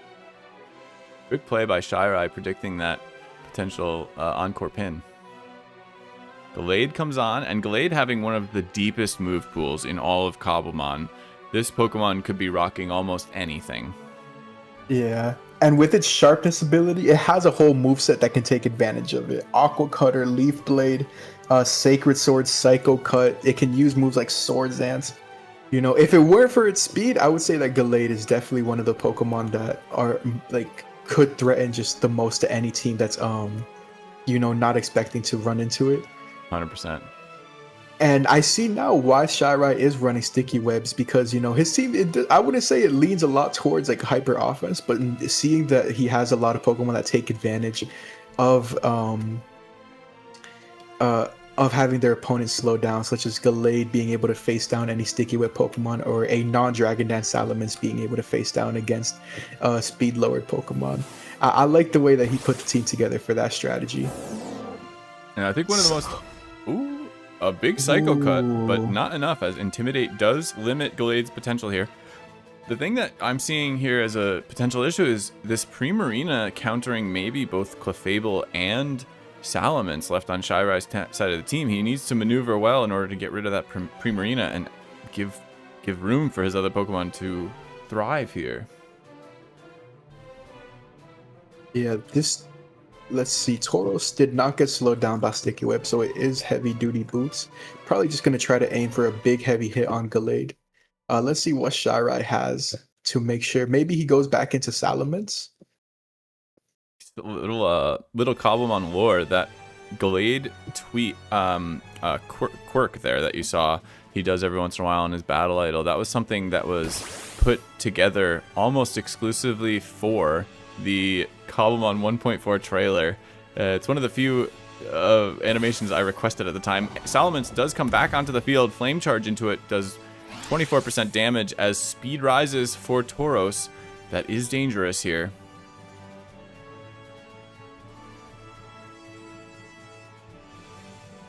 Now we are on turn 18, and this match, I believe, is pretty strongly in Dirty Dan's favor after that freeze. I think Shirai is down 3 Pokemon. I'm not sure how many Dirty Dan has lost. Especially after having to switch sides with my camera.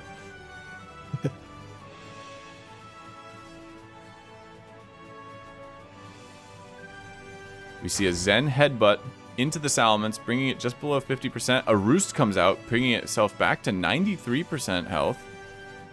Important, because that is actually helping it to stay afloat here.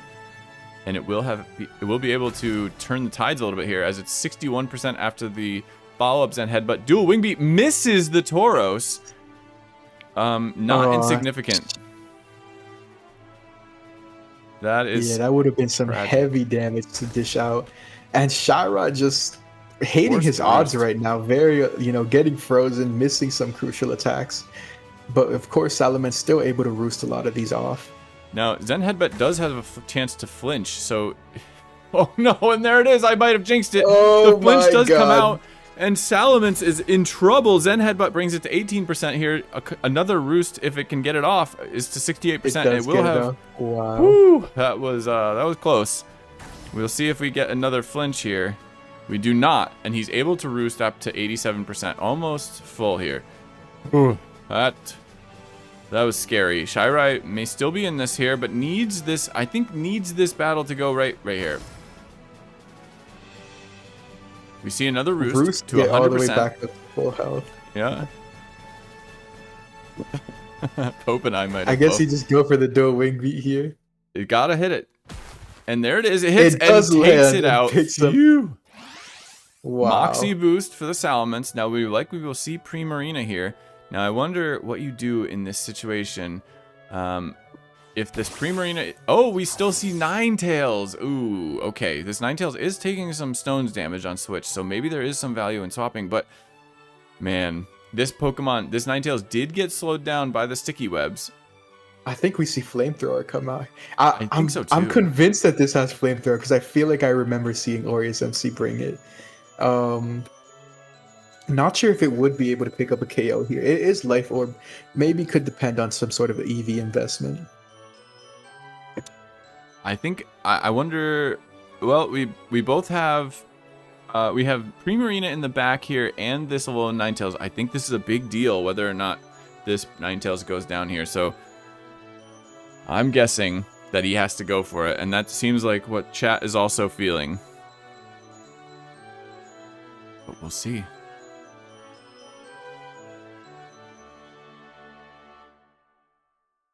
As Shirai and Dirty Dan stare down each other here to determine who will take the first match point between DexMasters and AureusMC. Yeah, I'm running some calcs, and I highly doubt that this Salamence is going to be able to pick off a Ninetales if it decides to just attack, whether it be through its physical or a potential special attack. So maybe we see Shirai switch out over here. Maybe wanting to conserve the Salamence for something else later down the line. Did you check with +1 attack dual wing beat? I feel like, well, I don't know. I guess it depends on if this is a mixed attacking trained thing. But we do see Salamence leave the field. Clefable comes back onto the field. Blizzard hits Clefable. We're praying for no freeze if we're Shirai, and no freeze. Whew. Yeah, but this could... Ooh. You kind of have to start going for... It's just that 30% freeze chance from Blizzard and your Clefable basically being forced to go for something like a Moonlight here. With Shirai's luck in this match, I would definitely, not be looking forward to it. Nasty Plot, interesting. Oh, Moonblast. That's dangerous. Now, that Moonblast would definitely put the Ninetales in range of any sort of attacks that Salamence might have. True. But if this is unaware Clefable, which I believe... did it take any entry hazard damage? No, okay, so no. this could be... I mean, it could still be Heavy Duty Boots or Magic Guard. Both of those, neither of those revealed. We see Aurora Aurora Veil go up. Cosmic Power starts getting set up. I wonder if this is a If this is unaware boots Clefable. Oh, but I don't know if I'd want to stare down a Ninetales right now. I don't know if I'd want to risk the freeze chance. There's the Blizzard. 36% health, no freeze. Moonblast comes out. Oh, and it Ninetales is unaware. survives. Special attack Special drop on attack drop. Ninetales is significant potentially. But if there is a free, this next turn seems like, oh no.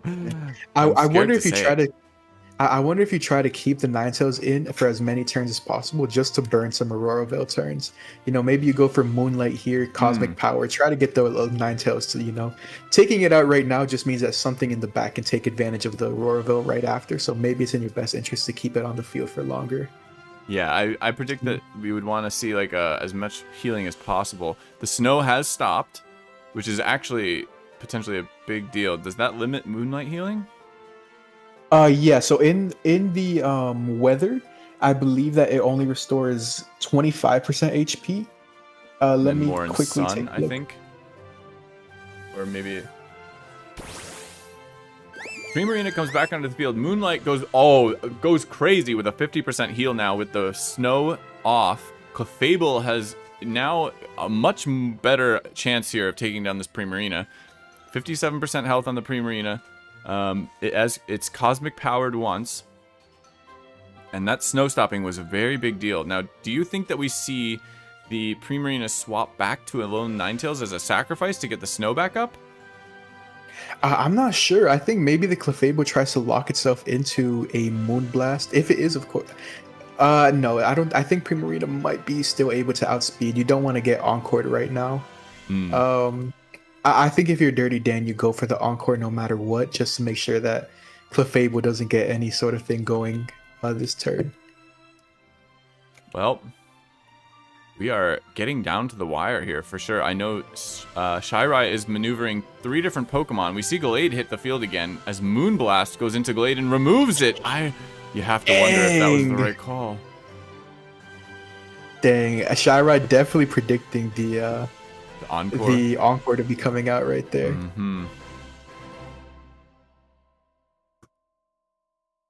Now this Primarina I wonder is matched up against. This is where the pin comes in because the Clefable or the Salamence, I believe, are the only Pokemon left for Shirai, and so neither of those matches up well here against the Primarina. Yeah, I think if you're Shirai, you just try to chip the Primarina as much as you can with Clefable and hope that by the end of it, the Salamence is going to be able to pick up the KOs needed. Yeah, I think you just try to go for chip. Yep, Shirai. Oh, that Moonblast barely doing any damage. This is definitely an assault vest Primarina. Yeah, we'll see if that ends up becoming relevant. If this can be timed correctly and the Aurora Veil can't be set back up right before the Salamence is on the field, we have seen that the Ninetales is taking damage and getting slowed by the sticky webs and spikes. Maybe there's something here with this Salamence at the end. Yeah, that feels like a lot of special investment into the Primarina. Oh wait, I don't know. I feel like I might have said AV, but I think we already know that this Primarina is a heavy duty boot, so that's my fault. Oh yes. True. We see an Encore go into the Clefable. I'm not sure why. I don't think that was the move. The Moonblast critical hit to 4%. Another special attack drop. This Primarina could swap out just because it's at -2 and could come back on if it thinks it can outspeed anything. But of course, there's only 2 Pokemon left, so I think that's actually a pretty big difference here now, provided that the Salamence can outspeed, which it should. Oh, it's 100% going to outspeed. Yeah, this is that's a big turn. That Encore was. Jeez. Unless Dirty has something to handle the Clefable or to prevent, the Primarina from going down, because at this point right now, either the Primarina goes down this turn to Clefable, or it lets the Salamence come in and basically get a free Moxie boost at this point. So, well, all things considered, that critical hit may seem lucky for Shirai, but he also did sit through a frozen Golden Go. So, all things considered, maybe we're in the middle here. Let's see. what these players are going to he do did. now. He did have an unfortunate dual wing beat miss as well. That's true, yes. And Oh, the man. flinch from Zen Honestly- headbutt. You know. Yeah, if I'm Dirty Dan, I think I let my Primarina go down this turn. Agreed. I don't think I there's much to be Moonblast. done. Hmm.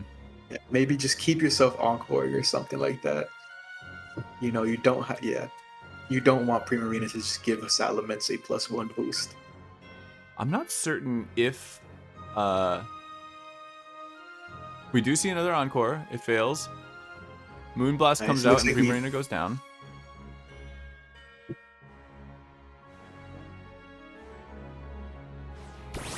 Yeah, I think Veil turns are. Oh, there's a an little buggy. Aegislash in the back. I was wondering, I didn't think we had seen all of the Pokemon for Dirty Dan, and now maybe we have. We do see it take spikes, but it will Oh, if likely this is- make if this very quick work is of Swords- this Clefable. Yeah, if this is Swords Dance, I think that Dirty Dan is able to wrap it up from here. Something like a Swords Dance, Iron Head into Clefable to finish it off, and then Shadow Sneak into Salamence, I think would wrap up the game. Let's see if there's any surprises in store here. I'm not familiar with Clefable's moveset.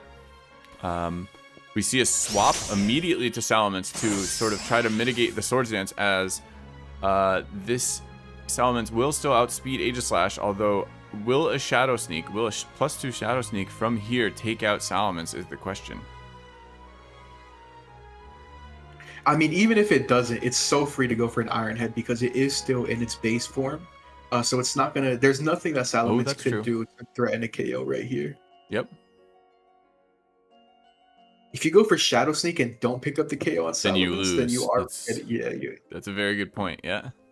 Aegislash, of course, having some incredible defensive stats while in its shield form, which it currently is, and while using status moves or anything like that with the Swords Dance, it remains in the shield form, and until it attacks, it will remain in that shield form with great defensives. But Yeah, I actually think I feel like Shadow Sneak could definitely pick up a KO from here. that is a we'll see, count though. that could be run here, especially if he doesn't think that anyone else on his team could do it. And he does go for the Shadow Sneak. If this doesn't pick up the KO, it's 1% live. 1%, This but it's flamethrower Life comes out. Orb. This will KO. But it Aegislash is goes Life down. Orb Salamence. Oh, and it is goes Life down to Orb. its own recoil. Hmm.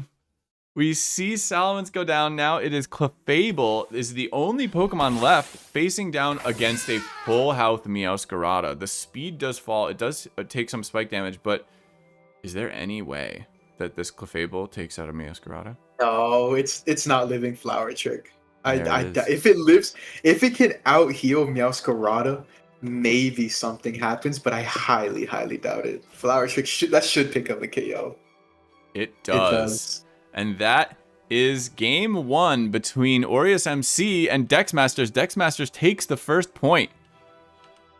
Woo! That was a tight one. That was down to the wire, and wow, a lot of seemingly low statistical chance things coming through there, but that was phenomenally played. Seemingly a few mispredictions, maybe from both sides, but wow.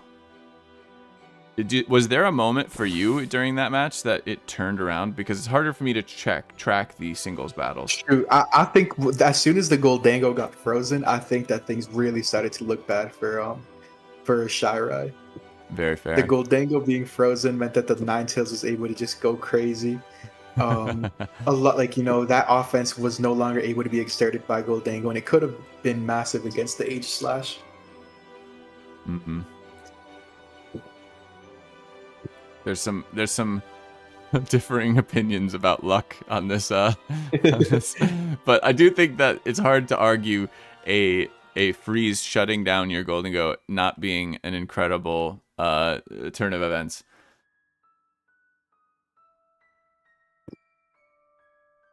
Oh man, so the player that does come out with their undefeated record still intact, it does end up being Dirty Dan. Oh man. We'll be looking forward to see whether or not Dirty Dan can hold on to that 100% win rate into the top 8 if DexMasters can secure a victory. We don't know if it's singles or doubles yet. AureusMC will tell us whether or not we will be playing singles or doubles for the next match point. But if DexMasters can lock it up, they will be moving into the top 8 They have only one more point to get here.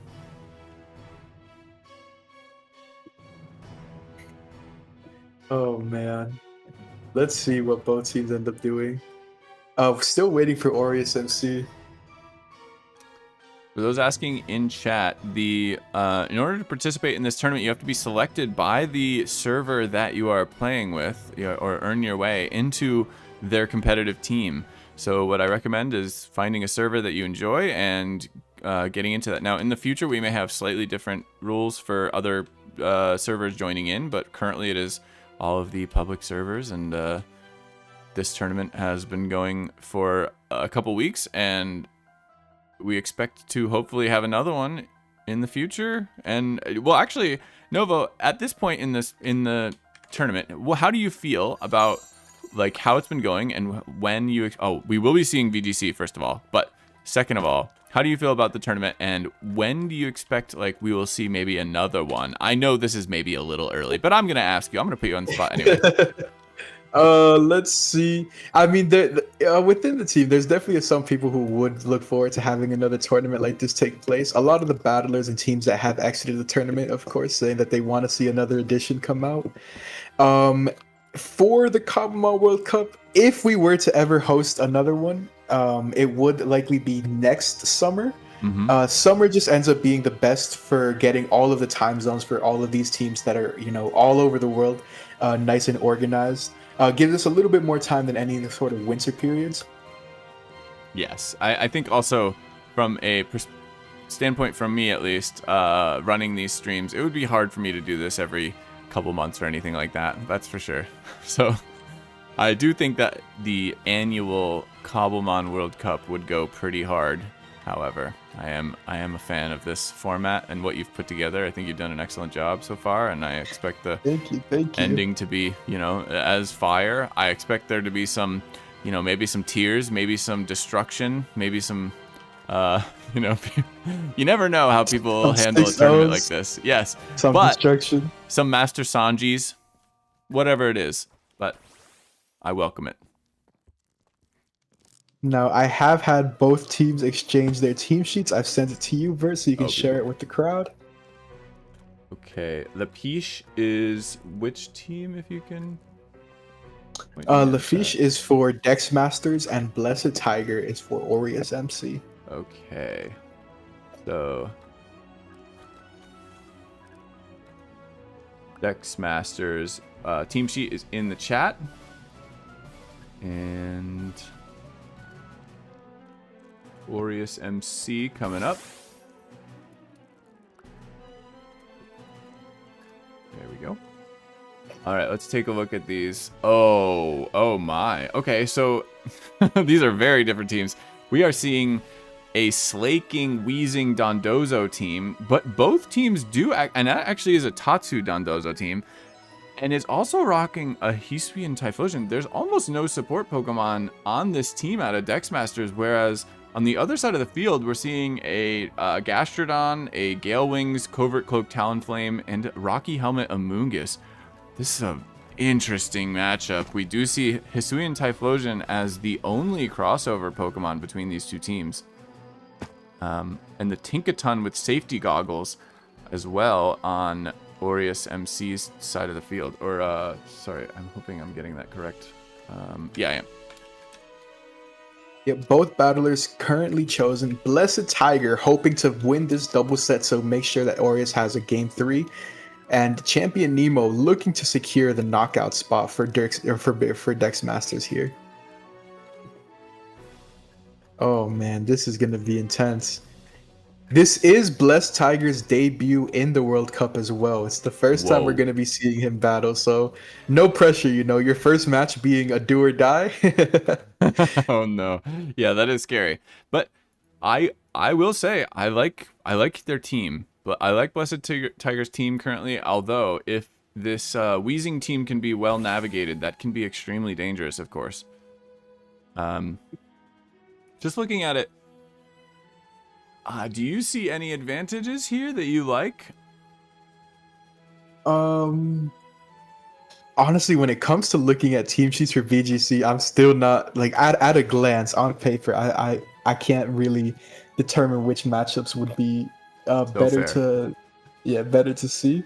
No, that's so fair. The thing that I think is most scary is, of course, Hisuian Typhlosion.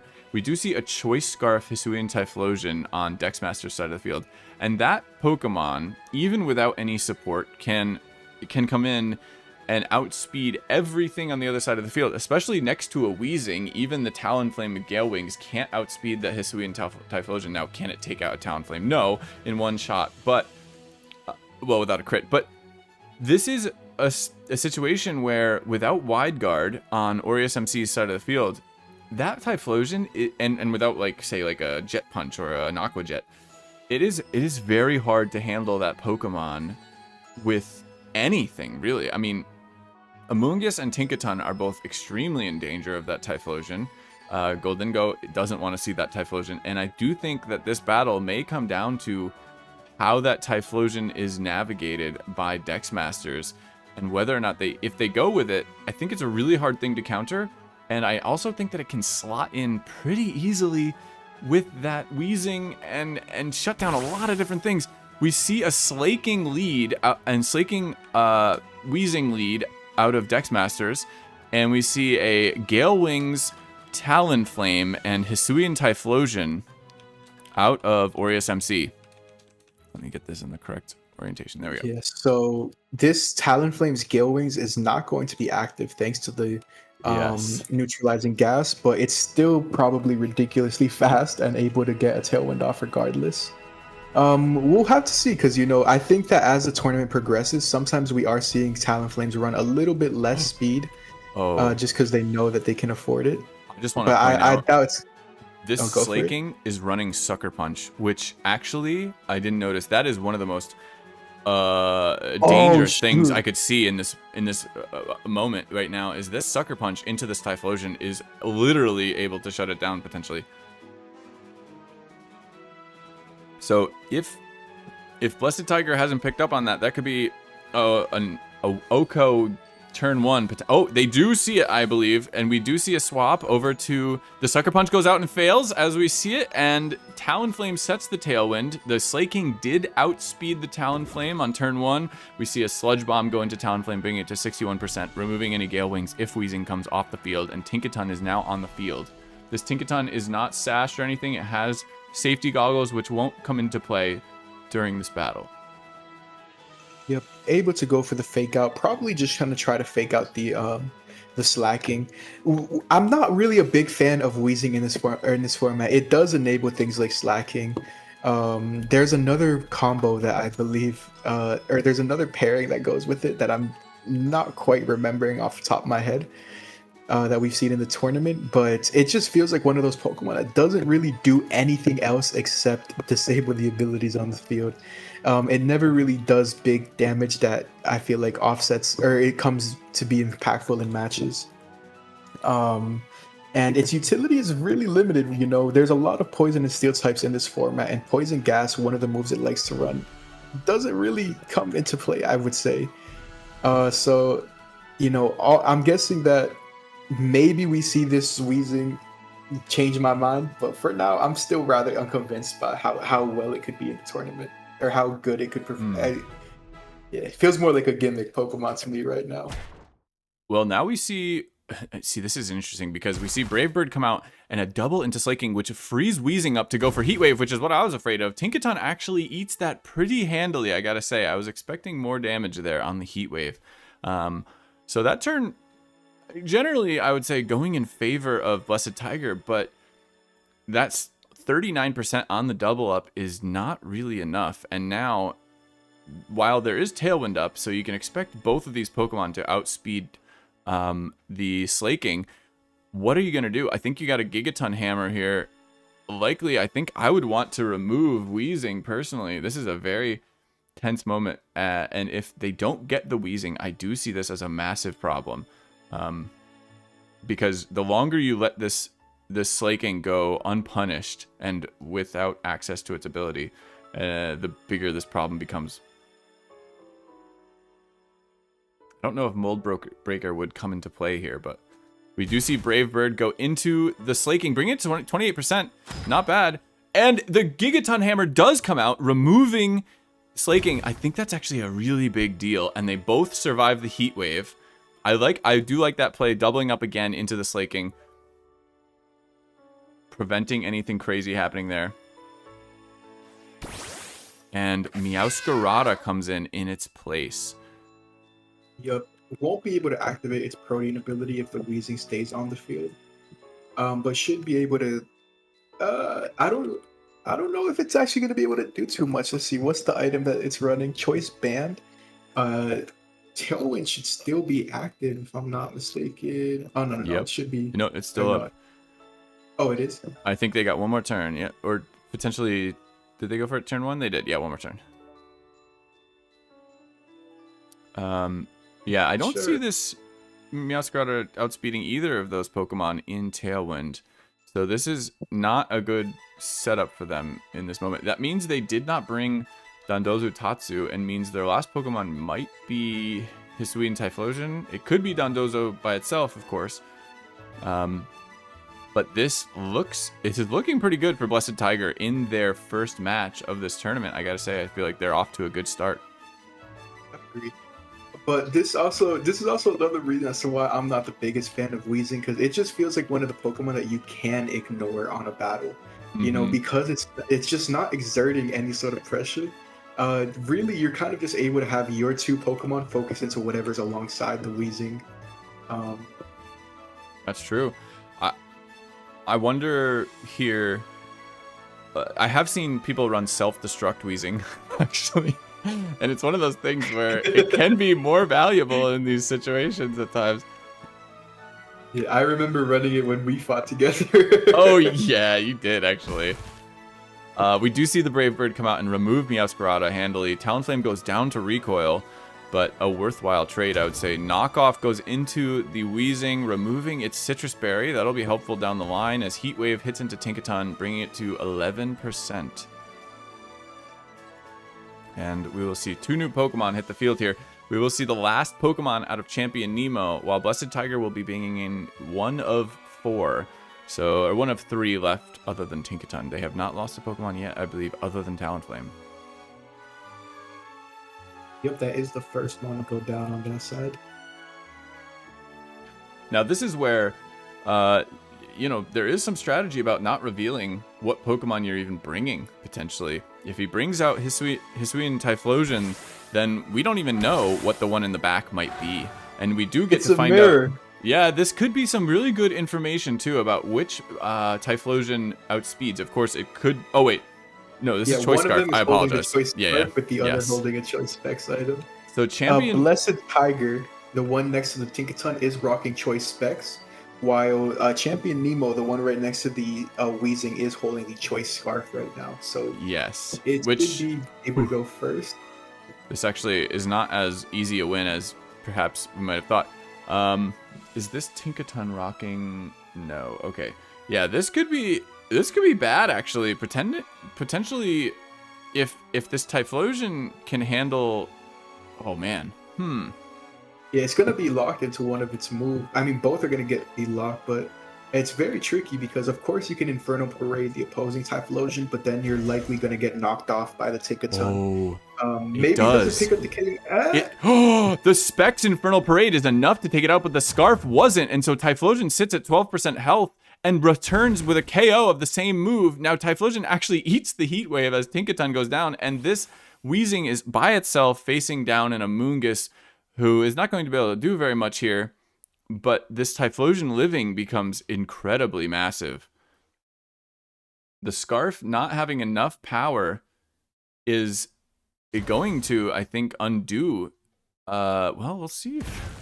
Yeah, Amoonguss probably just gonna go for the Spore. That what we end up seeing. We do see that. Down goes the Weezing to sleep. Let's see. Does it have a co-sleep animation? No, it looks like not. One thing that VGC has made me appreciate is all the sleep animations that we see thanks to Amoonguss Spore. Very true, very true. They are some of the best. And you know, that one was down to the wire, honestly. This was a very close match and could go any direction here. We do see, of course, Weezing sit on the field the entire time and really kind of struggle to get much going. Sport, it does wake up. Giga Drain comes out and is able to remove the Weezing, however. Blessed Tiger takes the first game of this best of 3 match here. Now we will go into another VGC match, same teams, and these teams will have to have a grudge match again, and potentially a third if Champion Nemo can take a victory here.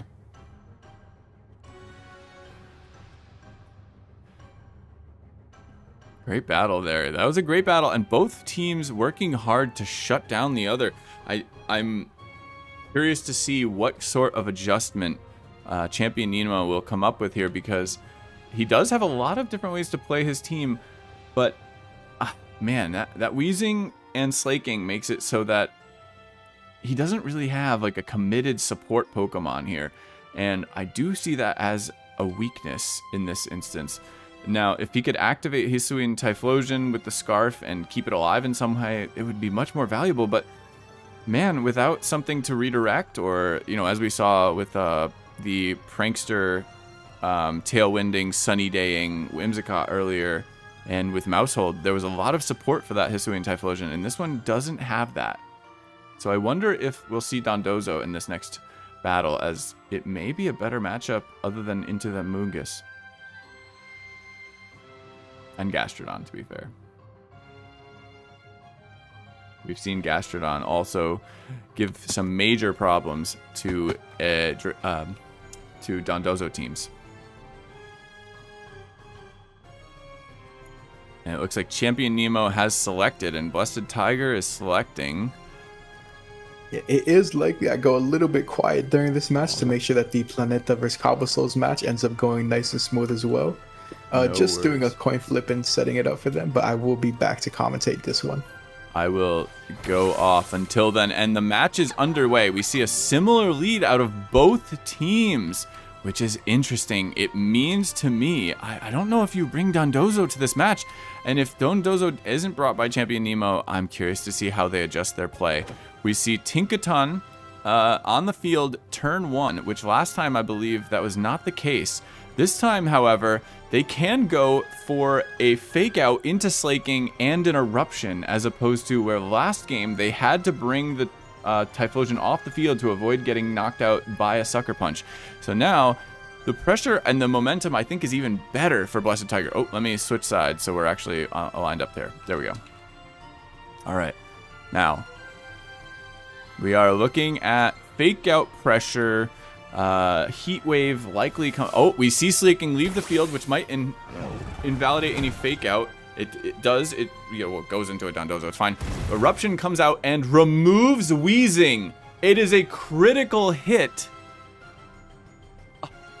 A critical hit on Blessed Tiger's Typhlosion. It seems like a weird message in chat. I'm not sure if that was correct, but it was I believe it was a critical hit into the Weezing, removing the Weezing, making Slaking now incredibly unpredictable and unreliable. Dondozo is on the field next to Slaking. These are two powerful Pokemon, but this Dondozo is rocking a Chesto Berry unaware and likely waiting for Tatsugiri, I would think, but Tatsugiri is not on the field, so Slaking is here.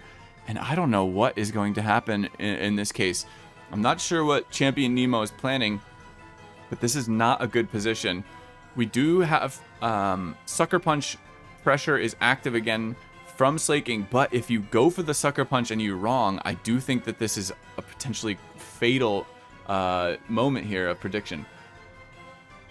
Champion Nemo needs to be able to return some pressure, and an immune Sucker Punch would not be good. We do see Typhlosion come off the field for a Mungus. The Sucker Punch goes into nothing, and now, oh, this could be bad. We see the knockoff go into the Dracovish, who is already below 45%. The Chesto Berry is removed. Wave Crash comes out into Tinkaton, taking it to 50%. And this Dondozo is in a very precarious position. Of course it can rest. Of course it can Sleep Talk, but it does lose its one immunity to the sleep, and the offensive pressure is lowered even more as Amoonguss comes onto the field. And we don't know whether this Truant Slaking will be able to do anything. I actually don't know the actual... I'm going to read the ability because I've never really used slaking like this. And let's see. The Pokemon can't attack on consecutive turns. Okay, so right now, this slaking, I believe... I don't know, actually, if Sucker Punch makes it so that it can or cannot attack on this turn. And that could determine some big things, but there is so much pressure right now coming out of Blessed Tiger. A big Gigaton Hammer could be very impactful. There is no Tailwind on that side of the field this time, so I do expect that Slaking may outspeed the Tinkaton. But we do also have Redirection active. If this Amoonguss doesn't want to go for Spore, depending on what's in the back for Blessed Tiger, he could go for just a Redirection. But we do see a swap. Slaking comes off the field, Tatsugiri comes on, and the Commander ability is activated by an orange Tatsugiri. Lafiche is on the field, and there's a rest from Dondozo, bringing it back to full health. We see a knockout go into that slot, which does not do anything, and a Spore comes out onto Dondozo. I think that's a safe play, a pretty smart play, but we do see the fish asleep anyway. And I believe, I'm not really sure. Yeah, actually, I don't know about Spore into that slot, but Spore into the other slot wouldn't have done anything either. So now we are looking at, it's just a free turn kind of to activate Dondozo. But here comes Typhlosion, Clear Smog. Blessed Tiger uses Clear Smog, and all of the stat changes are removed for Dondozo. Yeah, Amoonguss is a very hard counter for Dondozo, and this is exactly why. Infernal Parade comes out and takes it to 15%. This is a Choice Specs Typhlosion. Giga Drain comes out. Dondozo's gone. Tatsugiri and Slaking are on the field together. This Slaking is truant. It will be able to attack once, and then not the next turn. This Tatsugiri, I'm not sure what it's rocking, but this is looking very, very dire for Champion Nemo. We have a Life Orb, Truant Slaking, and man, this Tatsugiri is rocking Muddy Water, Dragon Pulse, Nasty Plot, Helping Hand. It might be able to get off a Muddy Water, but I don't see how that's going to help. I don't think there's any getting through this Amoonguss likely unless this Slaking can remove it here by itself almost. Typhlosion comes off the field. Tinkaton comes back onto the field as Headbutt goes into Amoonguss, bringing it to 60%. Well, Muddy Water does come out, but preserving the Typhlosion with the swap. Accuracy drop on Amoonguss could be something. Spore does land on the Tatsugiri, and Lapiche will not sit a sleep turn. It will be asleep for sure next turn as well. And we are looking at a Tinkaton with Fake Out Pressure, facing down this Truant Slaking and Tatsugiri, and Amoonguss with a slight accuracy drop is something. So we see that Slaking is loafing, Lafiche is asleep, it hangs on with the Focus Sash at 1% as a Spore comes out and misses because of the Muddy Water accuracy drop. You do not see Spore miss very often in from an Amoonguss from anyone. And Spore actually does miss. This is a big deal because it allows Slaking to get another attack off this next turn. Tinkaton on the last turn went for a Play Rough into the Lafiche, which means that it can still go into a Gigaton Hammer in this next turn, but I do expect it to be removed likely by this Slaking. And if not, oh, we see Rage Powder come out. That's a very big difference. Huge change of direction. Sucker Punch goes out and fails. Phenomenal play by Blessed Tiger as Knockoff goes into... Knockoff from Tinkaton removes the Tatsugiri, and now this Slaking, again, won't be able to attack this next turn. Assuming that Sucker Punch counts as an attack in its Truant ability. It did swap last time, and I'm still not entirely certain whether or not that counts in the same way. But here we see Gigaton Hammer comes out as there is a loafing Truant Slaking, can't get it off, and the sleep does land. This time, Slaking is down, and it will have an assured sleep turn this next time go around. I do think that this spells disaster. Yeah, that is a phenomenal sleeping animation. Yeah, yeah, that's pretty glorious. We do love that. So there is still a Typhlosion in the back for Blessed Tiger, and I think that this should do it as a Play Rough and Giga Drain come out and remove the Slaking. The point will go to AureusMC and force a Game 3 between the two of them. So it is 1-1 match here as Blessed Tiger in their first VGC matches of the tournament comes through. Oh, and I just noticed it was a 4-0 victory. Well done, well done. Very impressive play by Blessed Tiger. I very much enjoyed that team. I do think that the team there, without the support Pokemon, it's just hard. It's very hard to maneuver those sorts of things. And I think it kind of came down to that with Fake Out Pressure and Spore and Rage Powder becoming so valuable for Blessed Tiger and just lacking from the other team. And DexMasters chooses singles for the last round of this best of 3. And we will see who will be going home after this singles match between, it looks like they already have their next battler ready, Tabor 27, and we'll see who's coming out for AureusMC. And it looks like they're rocking a Meowscarada. I don't know if they wanted to reveal that, but hey, you don't know, we know.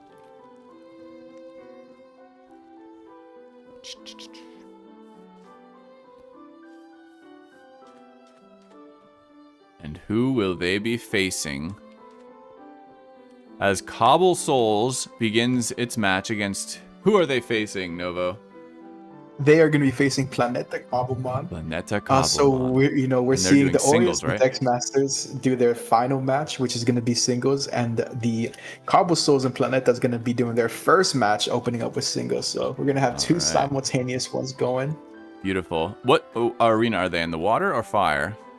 Oh, they're in the water. They are in the water arena. Yep. Got it. Yeah. Okay. Very exciting stuff. So we will finish the action here, and then we will move over to the water arena to see CobbleSouls versus Planeta Cobblemon. That will be the final match of this round of 16, which will take us down from, well, currently 10 teams. The winner of this match will bring it down to 9, and over there we will see us bring it down, shave off the final team to the last 8.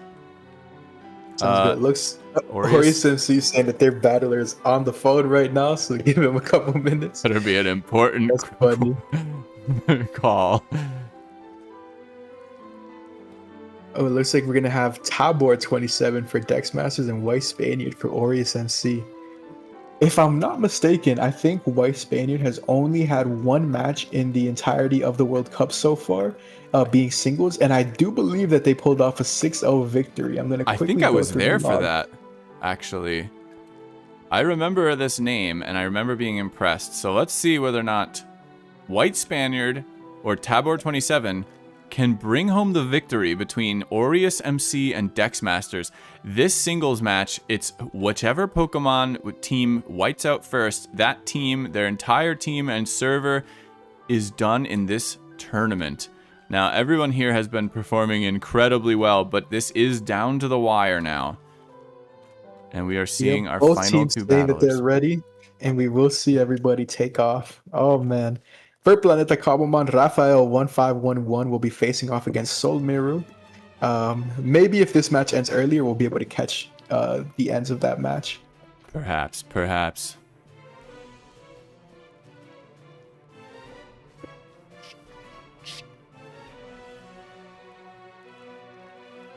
And the music is kicking in as we prepare to see these singles teams.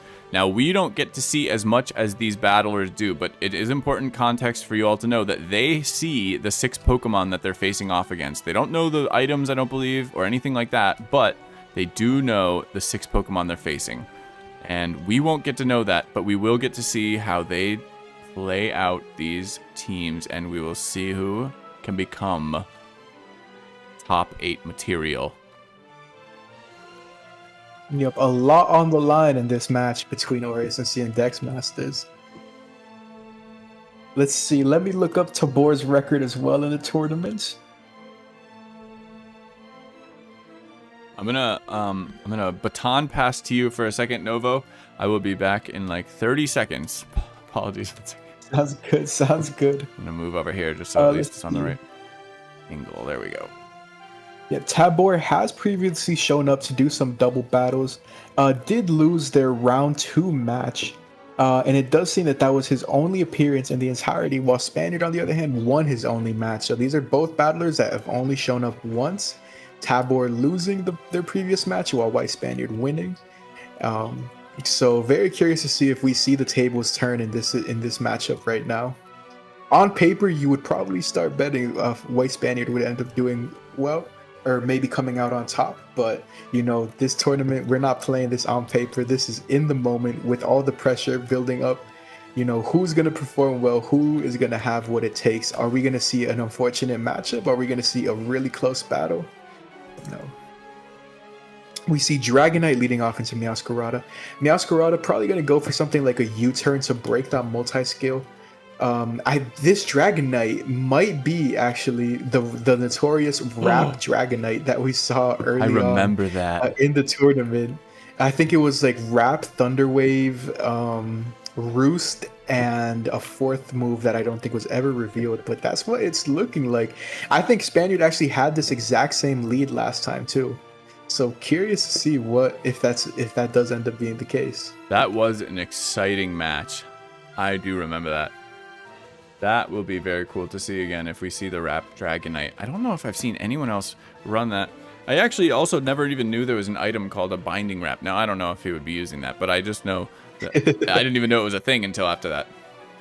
Oh yeah, the Binding Band, it like extends the turns. Yeah, I think that was what it was. Or it increases yeah. damage of the hold. I'm not sure which. Yeah, Binding Band increases damage by the status, but I think there's another one. I think it's Grip Claw. I don't think it's in Cobblemon though. That extends the amount of turns, but we see Alamola come out instead on the U-turn.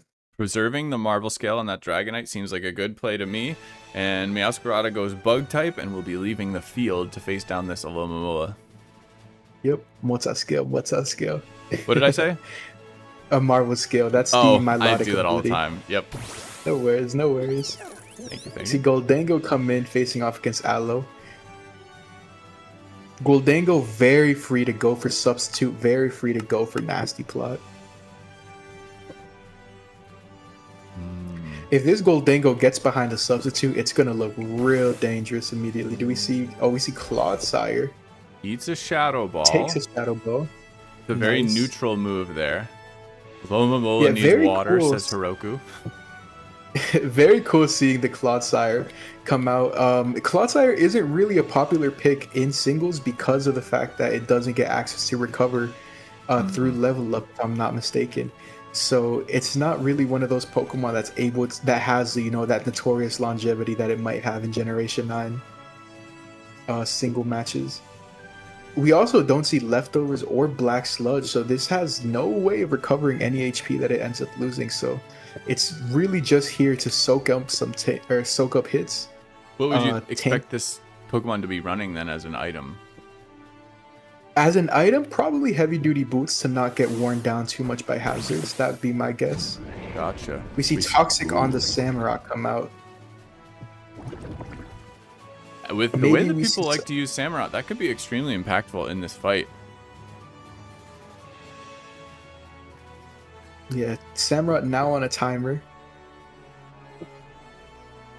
I wonder if this is an unaware Clodsire or Water Absorb. I mean, either way, it does not want to take a Ceaseless Edge from a Samurott. Oh, we're going to see a lot of chess moving around, I think, on this battle. But we expect to see spikes get set up here, I would say.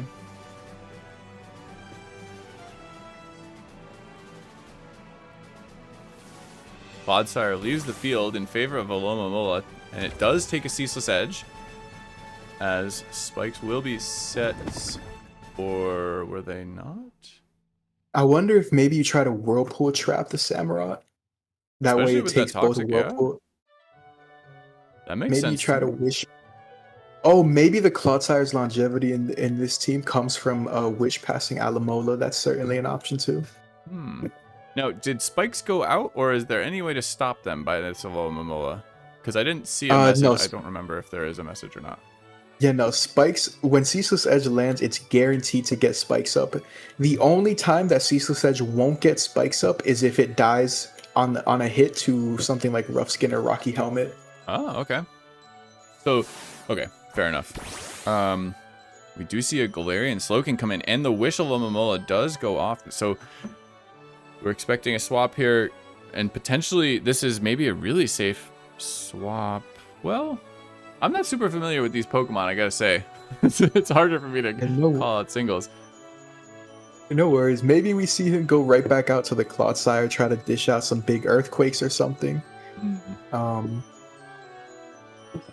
There's no one else really on his side of the field that's begging for a wish. I don't think so. Yeah, so we see Dragonite. We know it's a bulky Dragonite just based off of, what Spaniard has brought in the past. We see Alomola. We see Clodsire. I do think that Spaniard is rocking a stall team, if I'm not mistaken. Oh, here. wow. And we do see a Whirlpool come out. Future Sight comes out from Slowking. Yeah, Slowking doesn't really care too much about being trapped in a Whirlpool thanks to its move Chilly Reception, letting it phase out. I mean, switch out regardless. Hmm.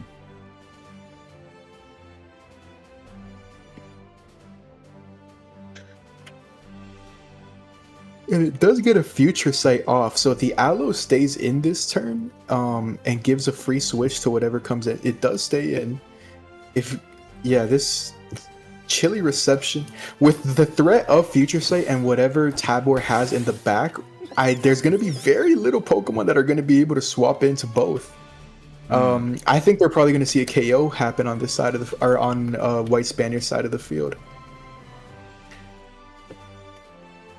Now, I'm no master when it comes to playing stall, but one thing we see Tinkaton, still potential for it to be stall. Oh. But one thing that is risky about that playstyle is that as soon as your pieces start falling down, the Alomola Wish came through. The special defense drop did happen to Tinkaton on that Shadow Ball, though, which could be impactful if it's staying on this field right now.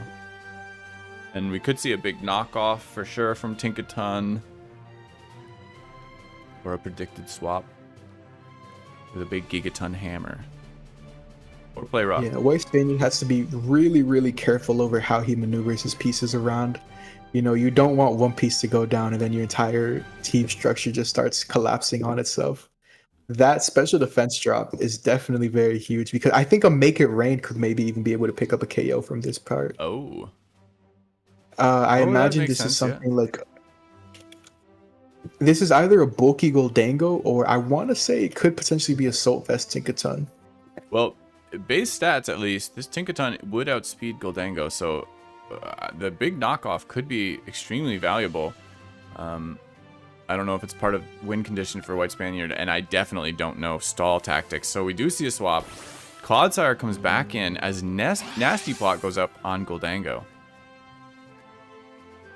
This does seem like a good threatening Pokemon to this Goldango, at least. Yeah, we'll see. I guess it all depends on how well it's going to be able to take Make It Rain. We see Samurai come back in. Earthquake plus a Toxic would mean that it does get a nice amount of chip that goes through. I would say White Spaniard is probably pretty happy with how that turn went down. Agreed. And when we saw the Clodsire didn't take any spikes damage. We know that there are spikes on that side of the field, so this is a heavy-duty boots Clodsire. Mm-hmm. Good call. This is... I'm actually really... I'm not excited about a potential length of a game if it is, like, a long stall, but I am excited to see someone maneuver it well. And it feels like that is what we are seeing right now. Yeah, I will say, I was definitely dreading stall, at least during the group stage matches. But I think once you're finally in like these knockout rounds where all of your battlers are like, really top caliber players, it's definitely a lot more manageable to sit through the matches because when people know how to play against stall or when they know how to play stall, I feel like you usually see a lot more action happening every single turn. You can see the slow progress being made. Yeah.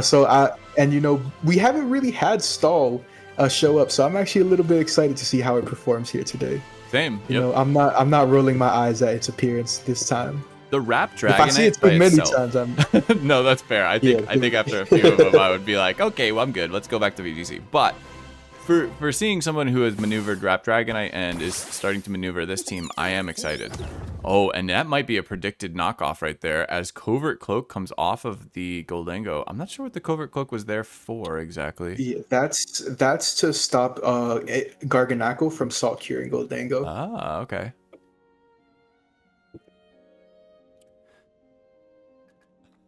Well, we're starting to see some very interesting things. The recover comes out on Goldango, and the Future Sight is still hanging in the wings on the other side of the field. Future Sight comes out, but only does 15% damage to Tinkaton, as another knockoff brings Goldango to 72%.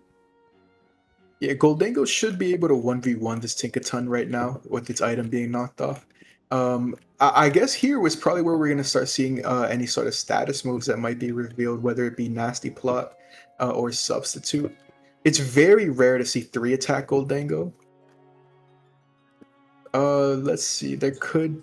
Maybe he just goes for the Make It Rains, wanting to chip anything that might come in. But yeah, this Tinkaton, it's not really going to do too well against this Goldango right now. Mm. I'm going to quickly leave this match just to check out the Planeta match really quick. Go for it, yep. We see a Make It Rain does come out. Tinkaton to 44%. And Goldango's special attack goes down. Another knockoff in to 43%. Maybe fishing for a crit or deciding that the Tinkaton can take it. I don't know, but... not quite equivalent damage. As Novo said, the Goldango is definitely pushing a little bit ahead. Tink could Mold Break or T-Wave. Tinkaton does not have access to Thunder Wave in Cobblemon. There are no TMs or breeding moves in this competition. There are hidden abilities, but this Tinkaton is running pure Learn Set, level up Learn Set, and just like every other Pokemon in this tournament.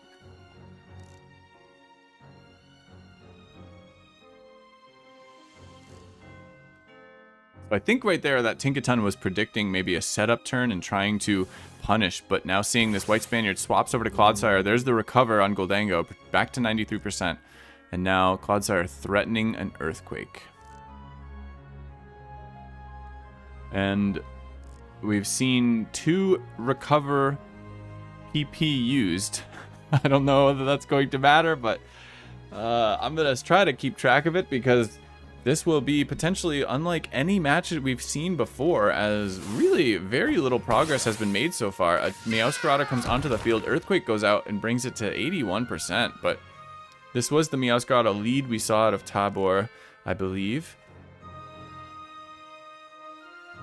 Yeah, usually if you're trying to break down stall, you know that the opponent has a lot of Pokemon that shrug off entry hazards thanks to heavy duty boots or may find it negligible. So maybe he's just going to try to get his Meowscarada to start knocking everything off. Ooh, and a trick to disrupt, gives Aloe Choice Scarf, gets the heavy duty boots. That's beautiful. That is a wild. Beautiful shape.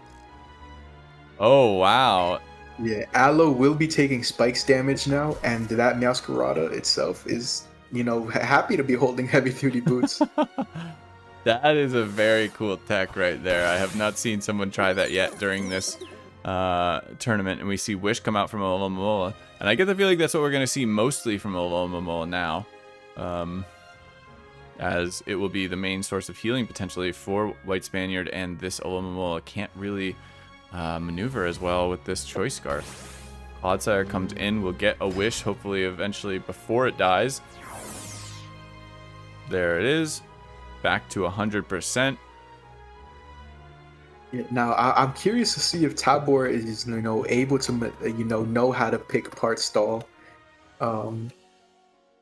Ooh, 1 second. We see a 6-0 in the CobbleSouls and Planeta Cobblemon. CobbleSouls taking the first point of that match already. While we are still yet to see a KO in this match on turn 21, as Galarian Slowking comes in facing Clodsire, and a big Toxic comes out, will not be doing anything here.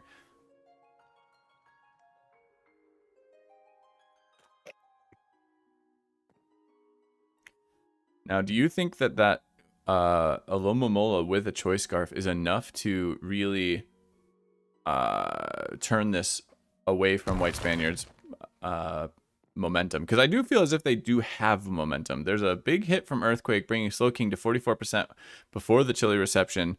This Slowking will be leaving the field and getting Regenerator back to about 80% on when it comes back on, but it did get a little bit of chip, and we'll call it that. And it looks like we will be seeing doubles for CobbleSouls versus Planeta Cobblemon, which is very exciting. And I'm already beginning to see the problem with stall. Yeah, I think Tabor is gonna really want hit. Like, you know, the trick is huge, of course, but I think if you're Tabor, you're gonna want to start getting you know, you want to start knocking things off, because otherwise, you know, your entry hazards are going to be crucial when it comes to breaking that stall. And if you're not really able to get the most out of it, then you're just going to be, you know, stuck in this sort of loop where you're just trying to keep your Pokemon as healthy as possible to not get worn down by stall on the opposite end. We see double chilly reception, and the Toxic is baited again, as Slowking is back to around 75% with the Regenerator. We did see that there is a Dragonite on that side of the field. 24% this time with the Earthquake. That Slowking is getting into dangerous territory versus this Clodsire. And the Future Sight comes out, so we will be looking for that Future Sight and for what White Spaniard will do with it. But now there is a potential trade-off here.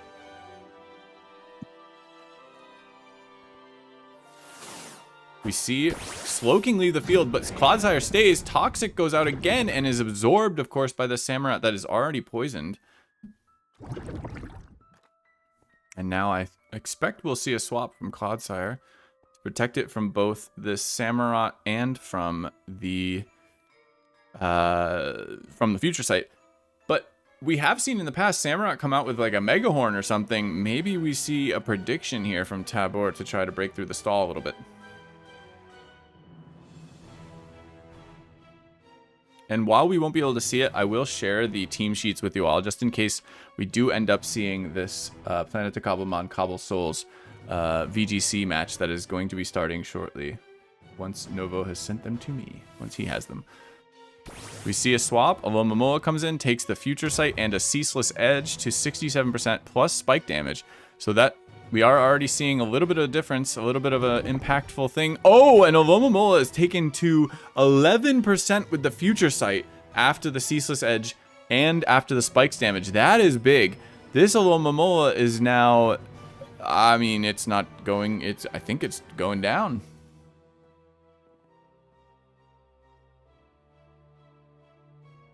I'm not familiar with the speed tier of Alomomola at all, but he does use it. He brings it off the field as potentially a sacrifice later on, although with the spikes stacks, I don't think it's going to live when it comes back onto the field. Samurott to 3% as it hits a Ceaseless Edge into the multi-scale of Dragonite.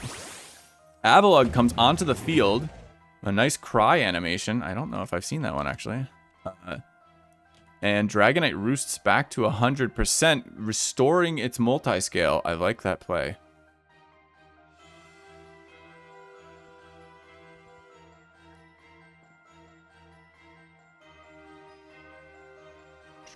Dragonite comes off the field as Garganicle comes in. An Avalanche hits into Garganicle to about 15% damage. Nothing crazy, but now we've seen the Garganicle out of White Spaniard for the first time, as we've seen this Avalugg out of Tabor 27 for the first time. And AureusMC and DexMasters are still facing off here, trying, gripping, holding on to their tournament hopes as Slowking comes back onto the field, healing up to about 60%, and Stealth Rocks are set up on the side of Tabor 27. Finally, a little bit of entry hazard has been set up by White Spaniard. It's taken 31 turns, but they are here now.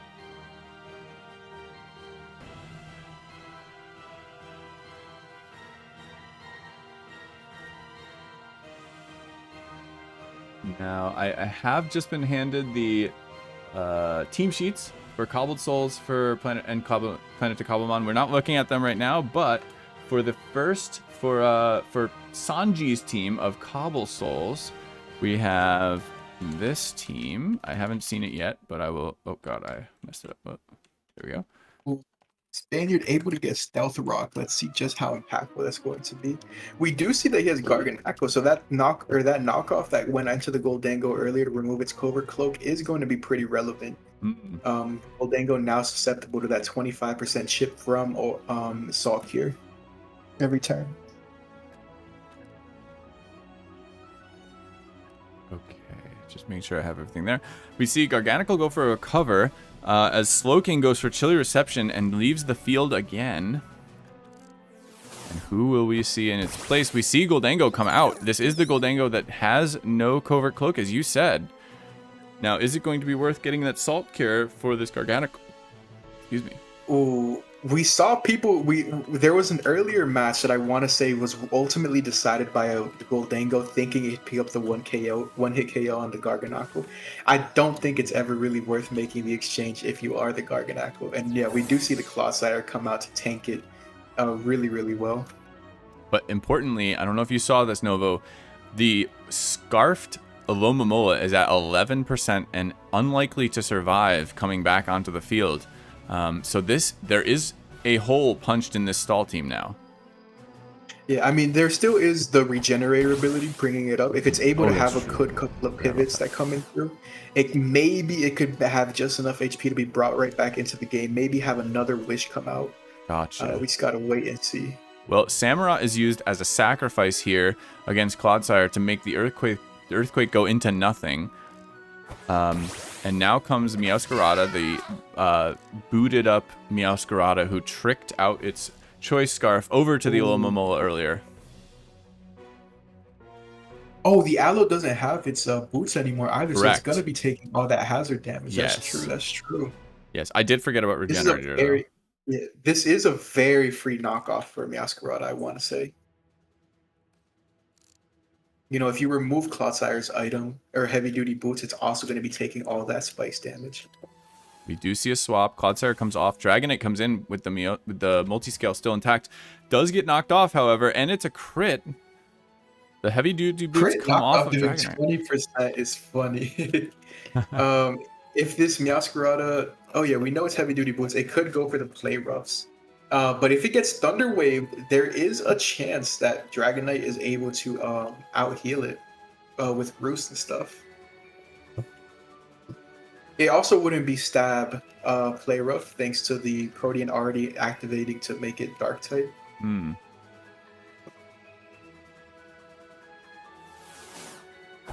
We see a swap. Avalugg comes in, and this Avalugg not only threatening, but also able to potentially rapid spin the Stealth Rocks off that side of the field, if that's part of the win condition for Tabor. Cool. Trying to get the Stealth Rock off. Annihilate. Ooh. And the crunch Rage does is, come out. Yeah. Wow. Always risky hitting the Annihilate. This is the first time we've seen the Annihilate in this match, and White Spaniard is now starting to play more of its cards. Now, obviously threatening Avalugg here with not only a Rage Fist, but close combat. I'm trying to think if there's anyone... I wonder if you risk your close combat because Avalugg still has 30 intact. And if you take that close combat, your defense drops, and Avalugg is able to go for another crunch. Which would probably leave the Annihilate sitting at around like 50% HP, and I'm not quite sure if that's really ideal because there still is Meowscarada in the back that can pick it on from there. True. So I wonder if you take the damage here or if you let something else soak up the hits. Well, I think there's another question here of White Spaniard. Most likely, if they're playing the long game here, they are trying to maneuver Alomomola back onto the field safely for both a Wish and Regenerator. And that is basically the biggest thing they can do. Because if they can restore their Alomomola, if whatever positioning they can go for, that will be the biggest thing they can do. And this might be the moment. That's what I was kind of thinking. Avalanche comes out and doesn't get the KO. This is a big, big moment for White Spaniard. Now, I don't know if there's anything that can KO Alomomola from this Avalugg before it gets a Wish off, or does it have to swap and Regenerator again? Because it did gain 2%. I want to point out, it did regen 2% technically with that move. Yeah, I don't think it's worth it. I mean, I think a Crunch could be able to pick up a KO. We see the wish And come if out. Aloe goes, Crunch goes in, and it lives. oh my This could be God. massive.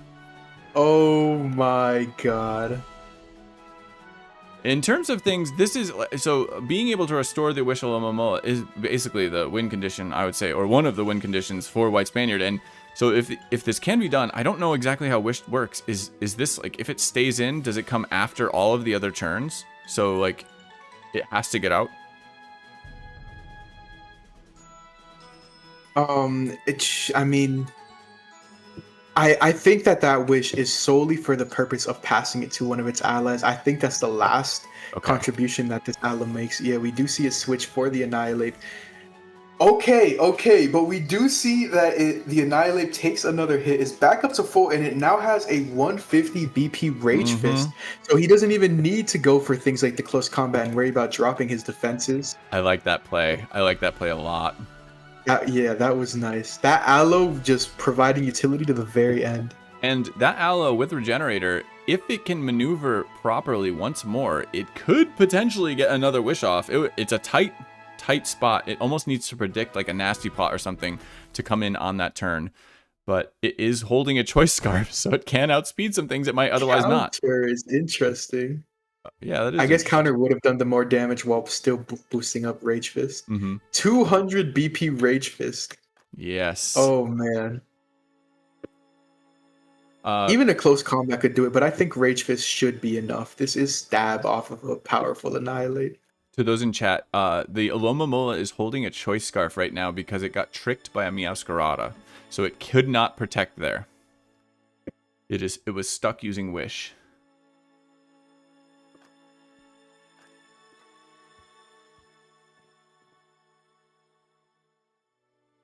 Oh man, I would feel very nice. It must feel very nice to have a 4 times Rage Fist boosted Annihilate. He's also sitting at a nice 78% HP. It doesn't pick up the KO. And Avila recovers. Ooh, okay. The plot does thicken here. Now, does this Annihilate have to go for close combat here? You think? Because I do think that would get the KO, but. Technically, I don't think it would be enough. Because 200 BP Rage Fist, if I'm not mistaken, stab 300 damage, neutral. Yeah, no, I don't think it would just be enough to pick up the KO either way. Well, maybe you just let your Avila, maybe you just let your Annihilate take a hit from the Avila, because the Avila can't spam recover forever. That's true. The Rage Fist do enough damage to where it's not really worth it. Oh, we do see a swap. Garganical comes back onto the field as Avalugg recovers back to full. Now, the only negative to that is, of course, Annihilate taking spikes damage when it comes back onto the field next, if it does. But Salt Cure goes out into Slowking, bringing it to about 62%. A big earthquake. Oh. And Sanji wins the first round of the VGC set. No, Diprees won it. Oh, I apologize. So, Planeta Cobblemon, after losing the singles battle, takes the first victory in the set of 3 for the next match point against CobbleSouls. If they can take another one, then they can bring that match even to 1-1. White Spaniard here goes for another Salt Cure. Yeah. And this chilly reception goes out from the Slowking again, as this Slowking eats 2 Salt Cures. And we'll see who comes in against this Garganical. Potentially expecting this Goldango back. And we do see the Golden Go. Stones cutting into it a little bit, down to 81%. Nothing crazy. Oh, you said it can't protect. Yes. I'm so sorry. I totally misread that. Random person.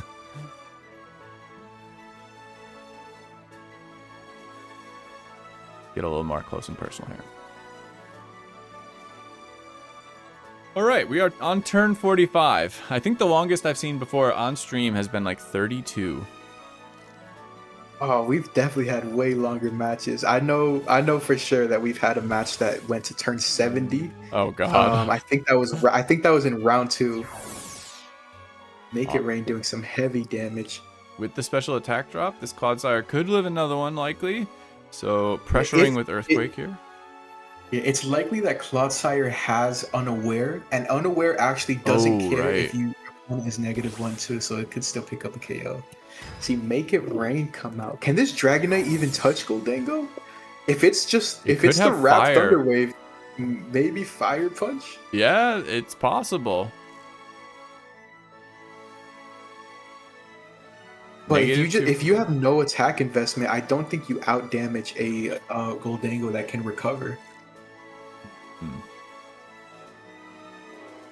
But if it's or also maybe wrapped. we've all been kind of fooled, and it's maybe we all get fooled, and this isn't even a wrapped Dragonite. Yeah, I don't think it's even gone for a single move. Oh, well, there we see Roost. We've only seen Roost so far. This is the second time it's restored its multi-scale.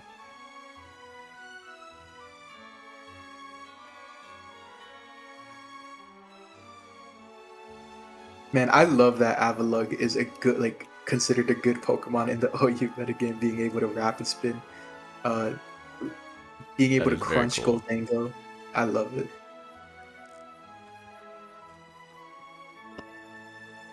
Nowhere else in Pokemon are you going to see an Avalugg putting in work like it does here. That is one of the best parts of the limited meta of Cobblemon, in my opinion. It gives access to a lot of Pokemon that wouldn't have any chance otherwise, probably. Yeah, in singles, we see Pokemon like Fire Paldean and Tauros, and Overquill gets a shine a lot. In doubles, we've been seeing a lot of Pokemon like Hisui and Zoroark. Surprisingly, we've seen Kilowattrel in doubles. Porygon, those are all Pokemon that you don't really see anywhere else. True. Oh, another Avalanche into the Annihilate. There is no snow defense boost. I wonder how much a Rage Fist would do. That's a good point. Yeah, this is now in the area where this Annihilate, with it coming in here, taking that damage and being able to withstand fairly healthy. I do think that if you swap carelessly, you end up losing a Pokemon. And now it's very much going to be about positioning. This is actually the most pressure I think we've seen exerted so far in this match. Yeah, Avalugg loves the fact that it has its sturdy intact. True. I think Rage Fist very, very free to go for. But I think that Annihilate hasn't been able to do too much. It's getting those Rage Fist boosts, but that Avalugg is just sitting on it. We don't see it do anything. We see the Garg instead come in, take the Avalanche. Probably Assault Cure gonna come out on Tabor's, onto whatever Pokemon Tabor has out. So still powering up that Annihilate and trying to hold it in the back for the right moment.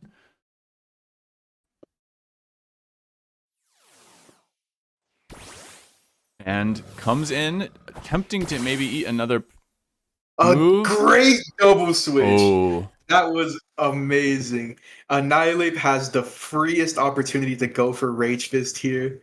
That was really well played by White Spaniard to get that double switch in, knowing that the Slowking would want to come in on the Salt here because it's going to just be able to regenerate it off anyways. This is the kind of chess match you don't get to see in doubles, because in doubles you don't have time to try to fake your opponent out with and a critical hit actually only takes it to 40%. Yeah, that's actually free recovery here seemingly. That's actually this is a roll right here, because if it did 60% right there, knowing that crits do 1.5 times damage, the next hit should do around 40%. I wonder if you're Spaniard, do you just roll the odds right here? And he does. The Rage Fist comes out, and Planeta Cobblemon also takes the win over there, bringing it to 1-1. That match will go to a best of 3, and now over here. We are seeing, was that the first KO on turn 52? Am I wrong? Down goes the Avalanche. Man, no, it's second KO. Second KO. Yeah. Samurott and Avalugg have gone down so far for Tabor 27. I don't think anyone has gone down on White Spaniard's side of the field. This is an incredible game so far. We are on turn 52. How do you feel about this, Novo, as someone who understands the singles game far better than I do? Honestly, I want to say that it feels like it's moving at a great pace. Like considering the teams that we're seeing, it's moving at a pace where like things are heating up right now. That Annihilate has so much going for it in terms of its damage output right now. Alamola was pretty much neutralized on the other side. Clodsire likely to go down the very next turn too. It's we're at a point where even though it's been so many turns, I think from here on out every move is going to be highly impactful for the remainder of the match.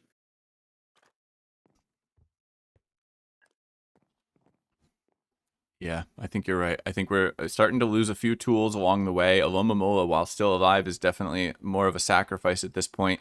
And we are now looking at some very interesting positions. Now this, like I was saying before, there is an opportunity potentially for Alomomola to come in at the right time. And if you're expecting a setup move, maybe that's where you can get off with the Choice Scarf. You can get a wish off. But here we see the Rage Fist come out and Goldango goes down, gets outsped by the Annihilate. Wow. I Wow. think that Spaniard might have just flipped the tape. Oh my goodness.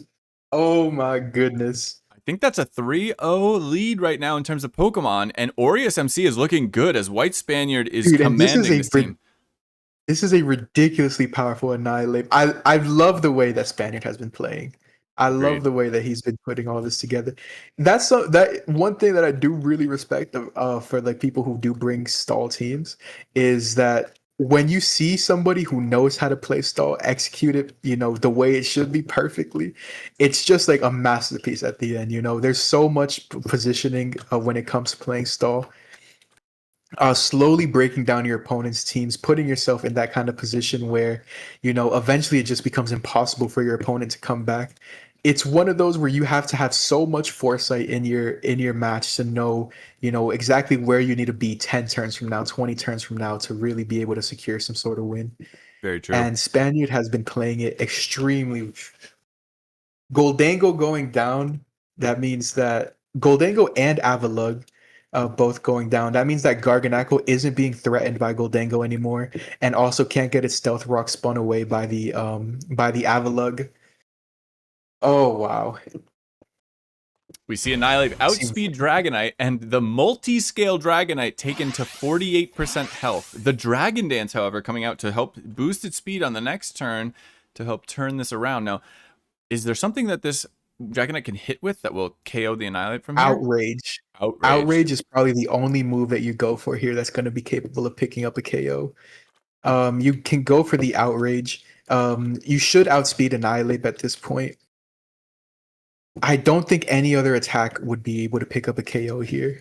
Annihilate, of course, if it's able to hit this turn, is definitely going to take out the Dragonite with Rage Fist. Unlikely. I really do think we see Outrage get locked in here. And it looks dangerous, but we do have to remember that White Spaniard has that has a Garganacl in the back that should be able to comfortably take it and then hit a big Salt Cure off. There's also an Alomomola Maybe, that can be sort of sacrificed, I think, for a turn of Outrage. Yeah, I think if you're Spaniard, Fire Punch. Going for maybe a burn, but doesn't get it. Wow. And this Annihilate is even more powerful, but this is the only Pokemon that would probably outspeed it left, I think. Dragonite comes back onto the field at 100% health. The bulky Dragonite. Oh my god, so damage. free. Oh no. So free to... Are they waiting for something? Oh, one split single. Okay. Meowscarada U-turns out into Slowking, and the wrap finally comes out for this Dragonite. It's been, I do love this, I gotta say. Turn 58, and we finally see this Dragonite go for something other than Roost. And Slowking is wrapped. There's a Toxic. Goes for the Toxic on B-Knight. Lands. The Dragon Tail to phase out the Slowking. Interesting. See, Meowscarada very free to go for a play rough here. Honestly, part of me feels like it could still go either way, depending on what else is in the back. Meowscarada, of course, it should be able to take out the Aloe. Pretty sure it should be able to take out Clodsire. Able to handle Garganacl. It looks threatening still. It's not over, Dragonite being on a Toxic timer is huge. Certainly. Yep. No, this doesn't feel over at all. I do feel as if there's been some major victories for White Spaniard, but in general, this match has been incredibly tight. The U-turn comes back out. Slowking back on the field. They really want the Slowking on here. A Paralyzed. Thunder Wave. That is big. If that Thunder Wave had landed on Meowscarada, I don't know if there was anything that could outspeed Annihilate on the other side of the field.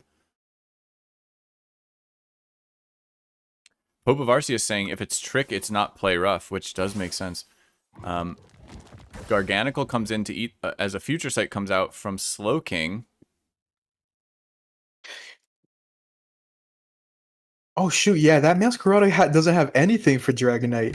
U-turn I think knockoff White Flower Spaniard. Yeah, I think White Spaniard is going to be able to secure it from here. Knockoff should not be able to muscle its way through Dragon. That Toxic from the Slowking is going to turn out to be huge. That could be the single difference that makes. You know, I don't know if you might have missed it in chat, but Tabor saying, sorry team, that crit ruined me. I forgot what turn he was referring to. I think it was a rap crit I missed or something that. like that. There was a crit Rage Fist. I'm not sure what else. Oh yeah, the Avalug crit. I mean, Rap did He's crit still playing it out but though. I don't know if that would matter. Yeah, we see mighty 6%. Ooh, Fly trick. the Future Sight The though. Future Sight. Oh no, you still can get a roost off here. Yeah, you get a roost off right there. Barely. The final match for Planeta and CobbleSouls has begun. Throughout the entirety of the AureusMC and DexMasters final match, as in between White Spaniard and Tabor 27, CobbleSouls and Planeta have finished both a single set and a double set and are now starting their second single set, which is really funny. Yep. Annihilate comes back onto the field, and the full paralysis comes through. Oh my god. Oh, So wow. Rage free to Fist comes out, Fist. and Slowking's gone. There's only one Pokemon left on this side of the Meowscarada's field. the only Pokemon now. Yeah, that can do anything here. Is there one left other than Meowscarada? No, I'm pretty sure it's just Meowscarada. 65 turns in. We're Yeah, now in Dragon turn Ball. 66.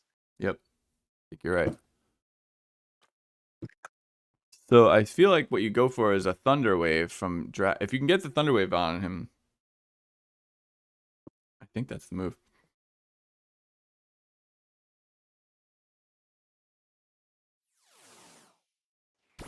We see Tinkaton come back out, who has been It's in the still back alive. for forever. I don't think any of his Pokemon actually are down. Have any who died recently? Because I don't think so. Pickpocket. Tinkaton stole the heavy duty boots back. Okay. That's funny. That means that knockoff is still gonna do some big Oh, full that's true. damage. Yep. Oh man. I do know that Spaniard's side is heavily wounded right now. You know, like it's tough. I think the lack of play rough is actually potentially the thing there, though, because if a Thunder Wave does land, then from that point on, I don't think it's close. Ooh. Yeah, it is also a dark type Meowscarada right now, so that means no more Stab Flower Trick. We see Lola Mola come right back in. What's his angle here? I'm not sure what his angle is here with like sacking these Pokemon. Aloe's not doing anything, I I think. don't know. Oh my, is it gonna be Meowscarada cleaning it up? Garg should be able to tank one Flower Trick. It does. Maybe indeed. it tanks two. Stalkier comes out. Could be a roll here. Maybe you just EQ right here or something like that. Does it lit? No, it does not. Nope. Gargantuar Guard goes down. Oh my god, it's so down to the. Oh no, Dragonite. I think I think is Dragonite good outlasts. here, I think Dragonite outlasts Meowscarada. Just spam Off. crit maybe. No crit. That would be crazy. right? Yeah. Oh I my think the god, we can see the Dragonite has it Meowscarada here. on a timer right now. Yes. If you have another Assault here. switch, you can also do that next turn to swap There's out the crit toxic stuff. knockoff, but That's it's not the enough. crit. As Rap comes out, we're Does going to see Rap Rap land? Salt Cure, and there it It's is. over. That's the winning battle. Oh my goodness, it finally ends. Was that like turn 69 as Tabor 27 goes down and White Spaniard takes the win? Wow. As AureusMC will be moving on, and unfortunately DexMasters is done in this tournament. but a phenomenal showing in Yep. this battle. An incredible showing. Now, I normally would want to stay here and hang out, but we are witnessing another match somewhere At else. the water arena. I am now go, spectating. go, water arena. Yep, and we see a Galarian Slowking versus a Hisuian Samurai. We're on turn 5. I'm just gonna scroll up for a moment and just check anything. Yeah, we we have s- seen Donphans and Ninetales and Dragapults, and that's all I got. Yeah, no KOs yet. So we get to this is the final match for CobbleSouls and Planeta. They're both 1-1. CobbleSouls took game 1 singles, and Planeta took the second double set. So right now, this singles match is do or die for them. Just to have some, finishing commentary for the AureusMC DexMasters match. DexMasters has been eliminated from the World Cup. AureusMC will be continuing on in the quarterfinals. They will be facing off against Cobble Dex. So they went from DexMasters now to Cobble Dex in their World Cup run. And let's see, what else is there to mention? It was a 2-1 victory. Initially, DexMasters had the lead with the first singles match wrapped up, but Aureus was able to completely turn the tables and complete the comeback, made it 2-1 victory. Did we just see? I think there was a. I didn't get to see it because I was fixing the icons, but I think there was a feint. Yeah, Hisuian Samurai on CobbleSouls side of the field did go down. The first Pokemon to go down. Thunderwave is held up by Donphan, who is immune, and now we are seeing 2 Rapid Spinners face off with Donphan and Avalugg as a knockoff goes into Avalugg, but seemingly not doing anything.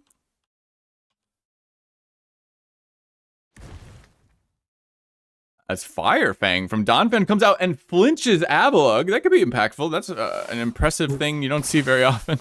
Now, Ninetales comes back onto the field, boosting both defense sides of the field. A recover comes out for Avalugg, and Ninetales is potentially resetting up the Aurora Veil. And these players are going fast. Aurora Veil comes out for Ninetales on CobbleSouls side of the field as Planeta Cobblemon brings out Galarian Slowking to face down this fairy type. Maybe seeing a Toxic come out here into the Volcarona, who will get Toxiced. Protected a bit by Aurora Veil, but not from that sort of damage. The Fiery Dance comes out. Special attack boost for Volcarona as Future Sight comes out from Slowking. Yeah, these players are moving at an incredibly different speed. Fiery Dance from Volcarona again as We see Chilly Reception maybe. a second Slack off. boost. Slack off for Slowking to 80%. The poison is ramping up on Volcarona as the special attack boost is also coming out. A Fire Dance again, third one. 23% health there. Chilly Reception does come out now and no special attack boost on that one. So Volcarona is at +2, but its toxic damage is rising as this Slowking will be leaving the field.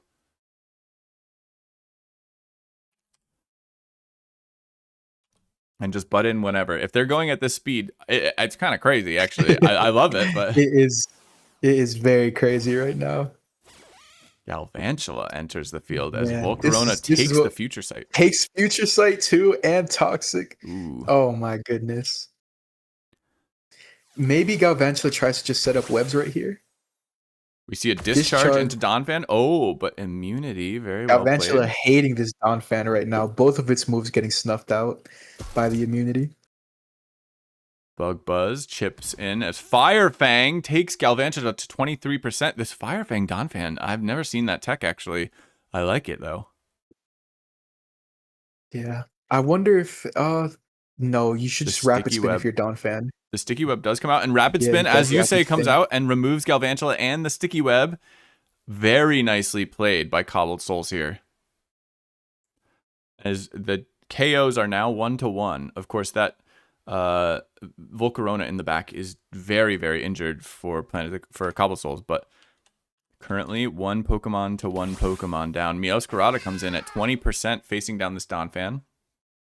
Yeah, maybe being able to break the sturdy was all the contribution Galvantula needed to make, but I doubt it. We see Ferrothorn come in. This Ferrothorn at least when I see CobbleSouls wield it, is very notorious for running curse sets that try to run away and just finish off games. I wonder if that's gonna. I think it was actually Liar who did that in their match against Roanoke. They were able to get off a lot of curses and just gyro ball their way through the opposition. I wonder if he's gonna be able to pull off the same strategy here. Hopefully, Baloo still has things to deal with Ferrothorn. Ferrothorn, one of those Pokemon that if you lose all matters of the... Oh my god, Oh, Gyro that's Ball big. crit is Crit. huge. 56% health left on Volcarona after a Gyro Ball that is not very effective, still taking it down almost half health. Now what do you do if you're Baloo? As you were saying, he needs an answer for Ferrothorn, and now he might have just gotten unlucky in trying to counter this Pokemon. Yeah, you hate to see that coming out on your Volcarona, especially if it's one of your only answers to Ferrothorn. It just makes it so much scarier and something that you really have to consider throughout the entirety of the match. Have you seen these battlers specifically before? You were saying Liar was the one that was the wielder of the curse Ferrothorn? I think I've only seen Liar once. And I think this might be Baloo's debut in the tournament. Oh, wow. On the line. That would be wild. So Volcarona... I know, Baloo... Go on. Baloo did fight on the 25th. Let's see how they perform. They actually lost on that day. Oh. So you know I think Liar currently has a perfect record while Baloo has hasn't won a single match yet. So let's see if that ends up. Maybe that gives CobbleSouls a lot more confidence in their battler. Well, Volcarona is at +1 special attack as it Fiery Danced, and now Donphan is on the field again for Liar for CobbleSouls, which is behind the camera, or is in the front left.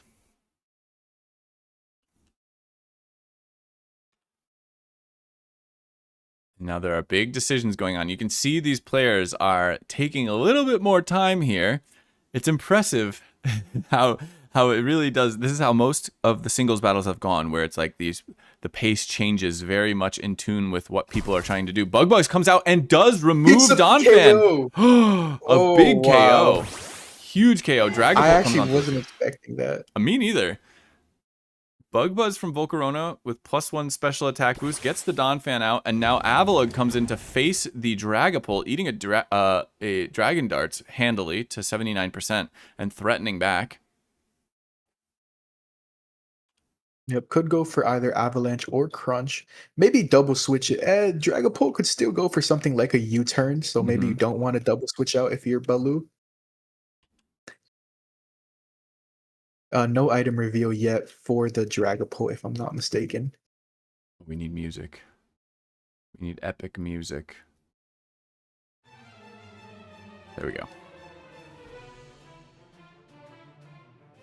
Man, I love the way matches have played out today so far. This has been thrilling. The Recover comes out on Avalugg to restore its 30 as Ferrothorn hits the field.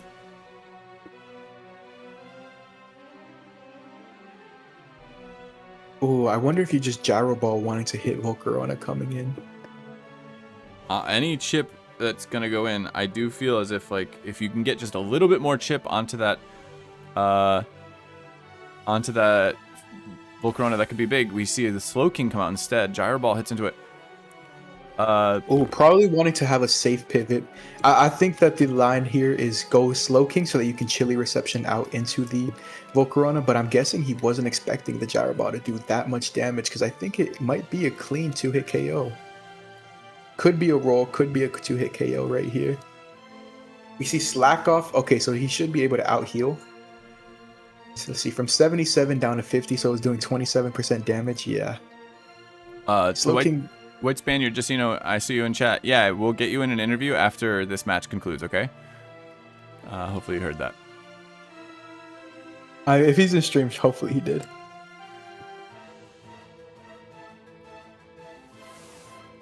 Slowking back to 50% after Slack Off. Ninetales hits the field as the snow starts again. Chilly Reception is used. And we will see Slowking move off. And make way for another Pokemon yet to be revealed to face down this Ninetales.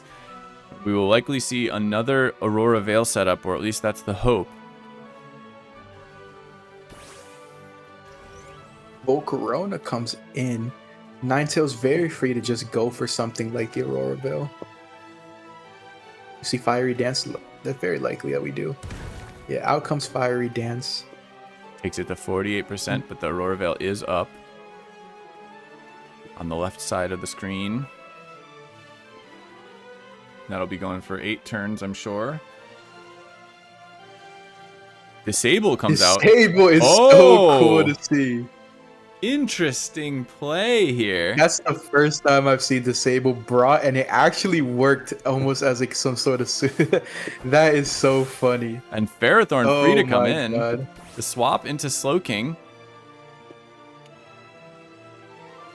And we see Future Sight That come was out. Dude, that was so cool. And a curse comes out for Ferrothorn, not caring about the Future Sight, just going in. Yeah, it's able to shrug off Future Sights. Maybe we see like Gyro Ball. Actually, no. I think that because so Chilly Reception isn't a negative priority move, so this Chilly Reception probably comes out before before the Ferrothorn would even do anything. We see a hard swap to Meowscarada as we get a second curse on this Ferrothorn. What's the thinking here? Oh, just a knockoff. Oh, maybe. get rid of leftovers. Okay. And give yourself a free switch into Volcarona. Probably We waste do some turns see with Aurora Veil. That Meowscarada goes down though. The Future Sight will hit, but really not do much at all. Ooh, I think that you have to be a really offensive Volcarona if you want to take out the Ferrothorn while the Aurora Veil is up. Even though it might be 4 times effective, you get that halved by the Aurora Veil, as well as, Ferrothorn just naturally having incredible bulk. That disable play seeming incredible just to give Ferrothorn the moment to curse. Yeah, this is very cool. Yeah, I was a big fan of that play. That was awesome to see.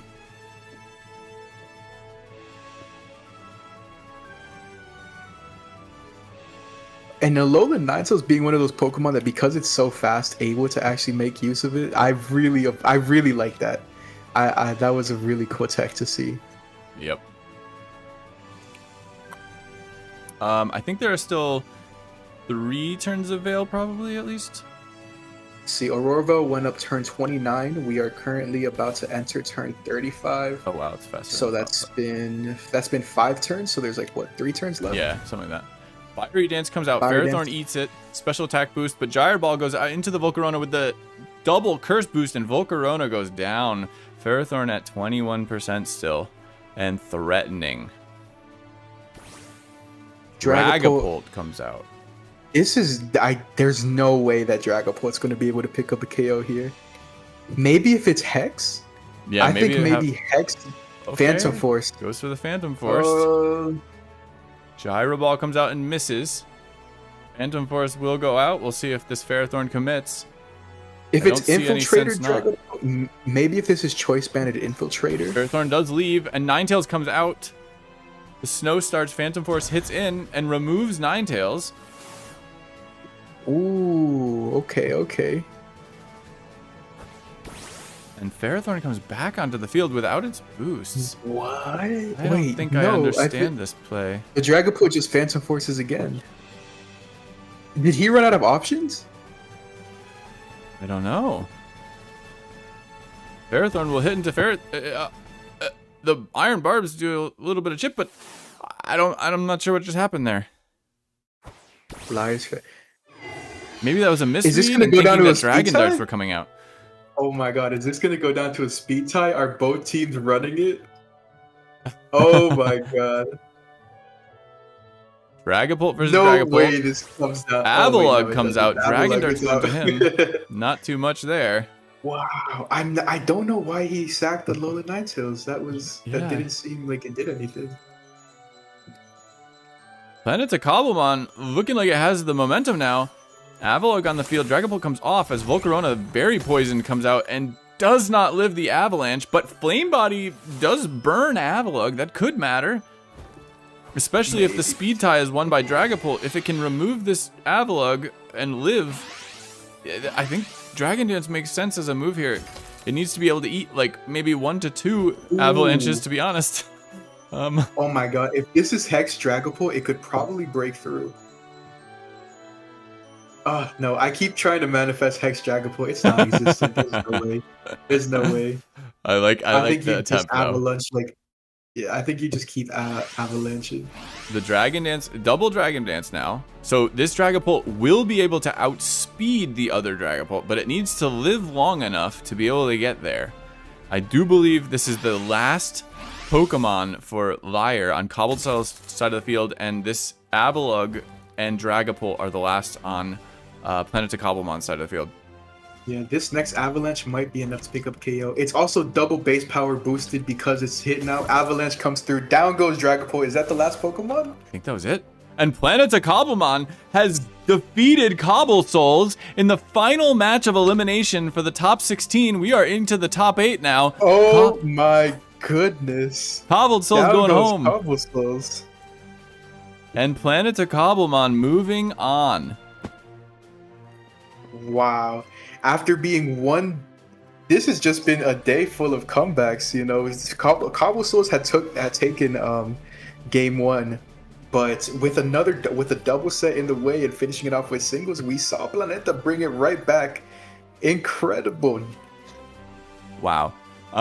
If White Spaniard, if you are around, I would love to get you in here. We obviously were trying to do as many things as possible here and cover all the action, but I would like to get as many people into interviews as possible. So maybe if White Spaniard are here, you can get into the interview waiting lobby, and then we'll get the other teams as well as we can. And whoever's around, please wait around. Just let us know. I'll put that in chat as well.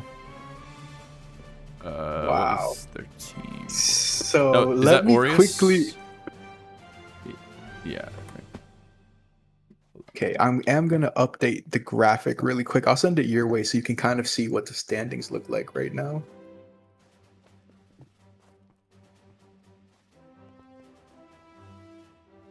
Oh, they're not in chat, so I guess maybe they might not be here anymore.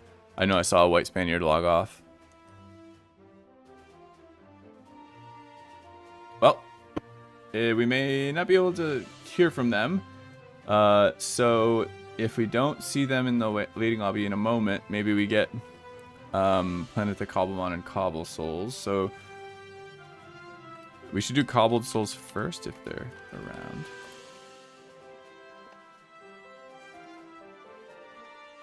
Oh, I see Blessed Tiger 18 and White Spaniard entering the chat. Let me pull them down if you're ready for that, Novo. Sounds good. Yeah, I'm just setting up brackets. I sent you the bracket, the most recent update of it, in case you're curious. Pulling them in. And I will send the bracket out to the people. Welcome, White Spaniard. Hello. Welcome. Hello? The two winners of today. Indeed. Blessed Tiger. So, first of all, congratulations for your whole server and your community. Well played there by both of you. But, Blessed Tiger, was that your first match of the entire tournament? It was, yes. Oh. I'm being somewhat kept in reserves for VGC. It's kind of my specialty, so to come out with the win today was very, very, very good. But I did have to work off some rust in game one. Well, it was very exciting to watch, and knowing that it was your first game was even more exciting, as obviously we got to see you battle back and forth for a hard-fought win, and it was very impressive to watch. What do you feel? Oh, go on. Yeah, I mean, knowing that, Aureus had lost the first match and this being your entire debut into the tournament, what was the pressure like knowing that it was up to you to keep AureusMC in?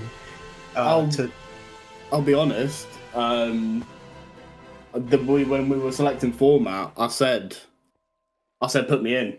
The team we were facing, they didn't seem very strong on doubles, so I said, put me in. If I lose, I lose.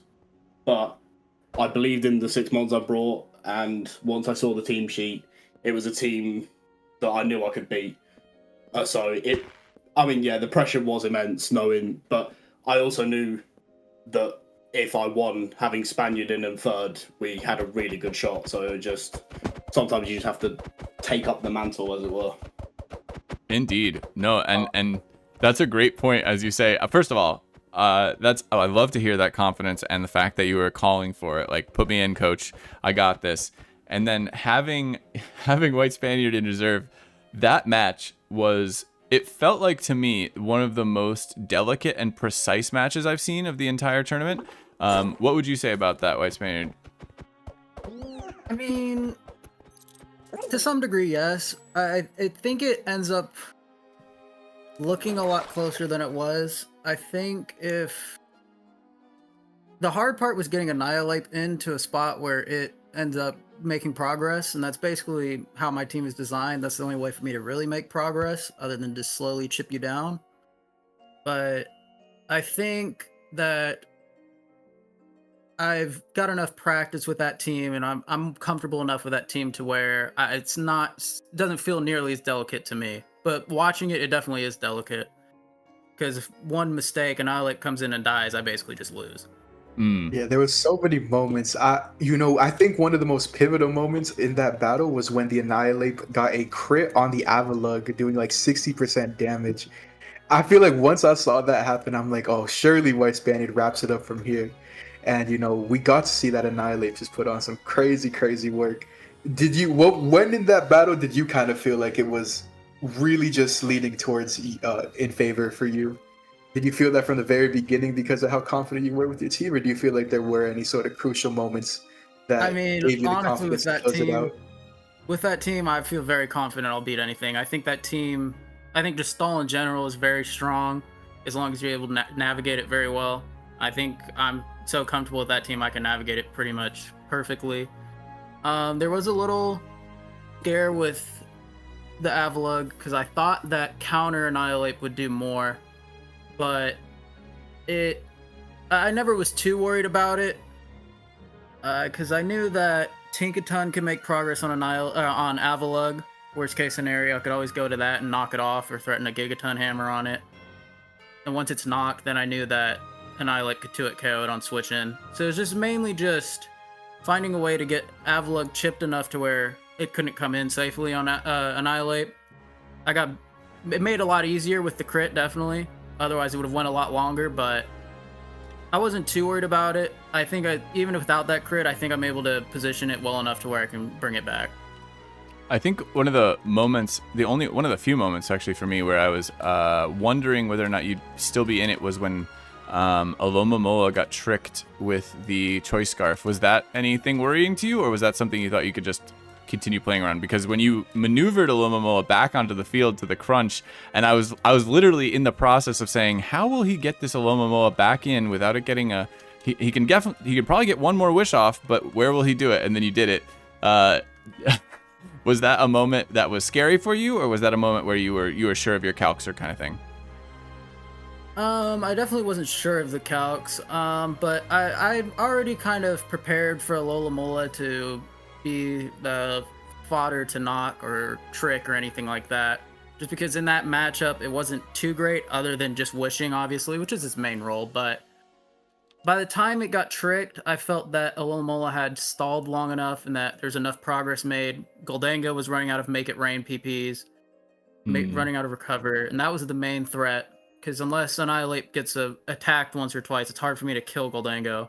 Once Annihilate gets boosted some, then Rage Fist is always threatening it. But I think I felt okay with how long I was able to keep Alomomola healthy.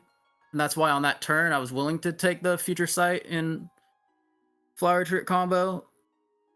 I think that's what it was, or maybe... Regardless, I felt comfortable crunch losing. And then something. I don't remember what else. But that's that was later on. When when it was already. I was talking about when I let it get tricked. Mm-hmm. I knew that Alomomola had done enough to where even if I couldn't get another wish off, or if it died, that I was okay. And then I unfortunately misclicked, and then it sacked that for no value at the end. But we were wondering about that. But okay. Yeah, that was a misclick.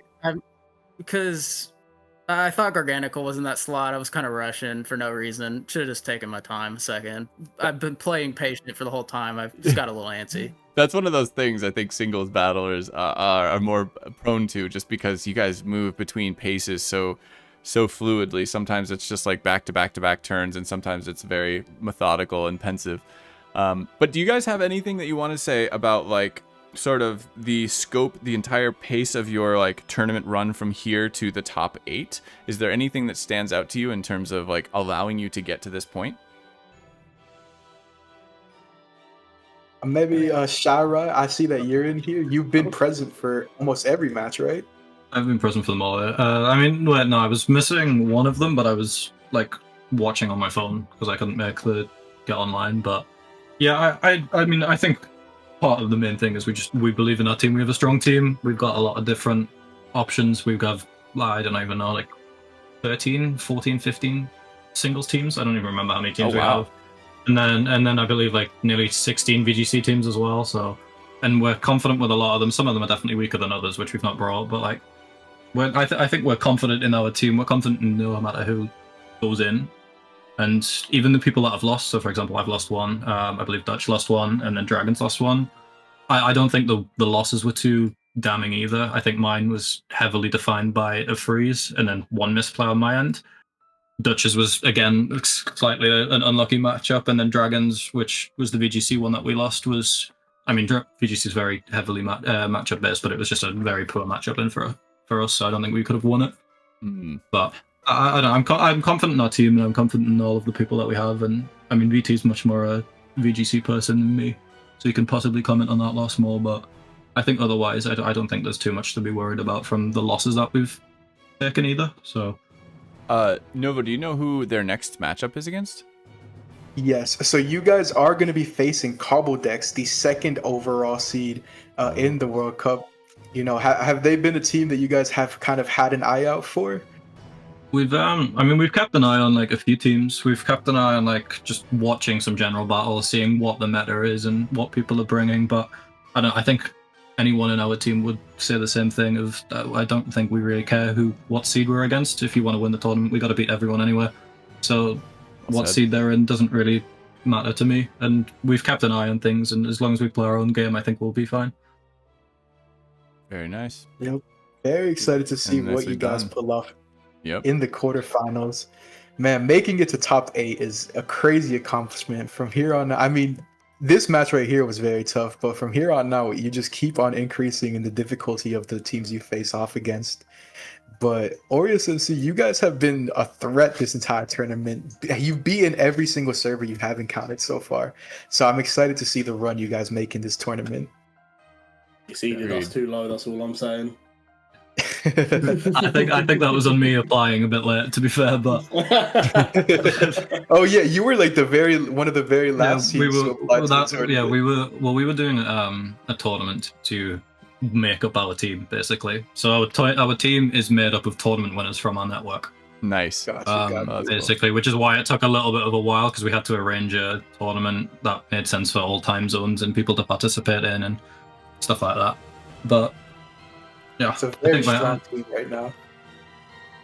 Yeah, I mean, I think we're all confident going into it, because I mean, there's no point in not being confident otherwise. We don't turn up, I guess. But like, if we don't think we're gonna win, but yeah, I wish the rest of the rest of the teams the best of luck as well. Yeah, you guys had a phenomenal match, and I'm excited to see what you do in the future into the later rounds of this tournament. And we'll be seeing you in 2 days, I believe. Yep, July 10th. Get to scheduling, folks. I did not realize it was in 2 days. I did not realize it was that quick. Well, you get 1 day off, you know? Hey! I was kind of hoping it was the weekend, I can't lie to you, but... Well, we will see you then. And, yeah, hopefully. Oh, no, we'll see you then. We'll see you in 2 days. We'll see you. You'll be there. And I look forward to your performances. And I would like to try and get some other teams in here, so we will talk to you guys very, very soon. Again. For sure. Thanks for having us. Thank you guys for joining in. Have a good rest of your day. You guys. Good job, Aureus. You as well.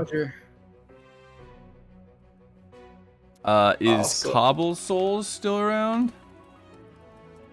There's nobody else really in the interview waiting lobby. Okay. I don't know if you saw your DM, but I did send you a graphic of what the bracket is looking like right now, in case you want to maybe show it to the stream. But quarterfinals are set. We will have EV Empire, first ranked seed, face off against Roanoke. I believe that they were 7th place seed overall. Oh no, they were 8th place. Then we're also going to have Squirtle Squad MC facing off against Jornada's Cobblemon.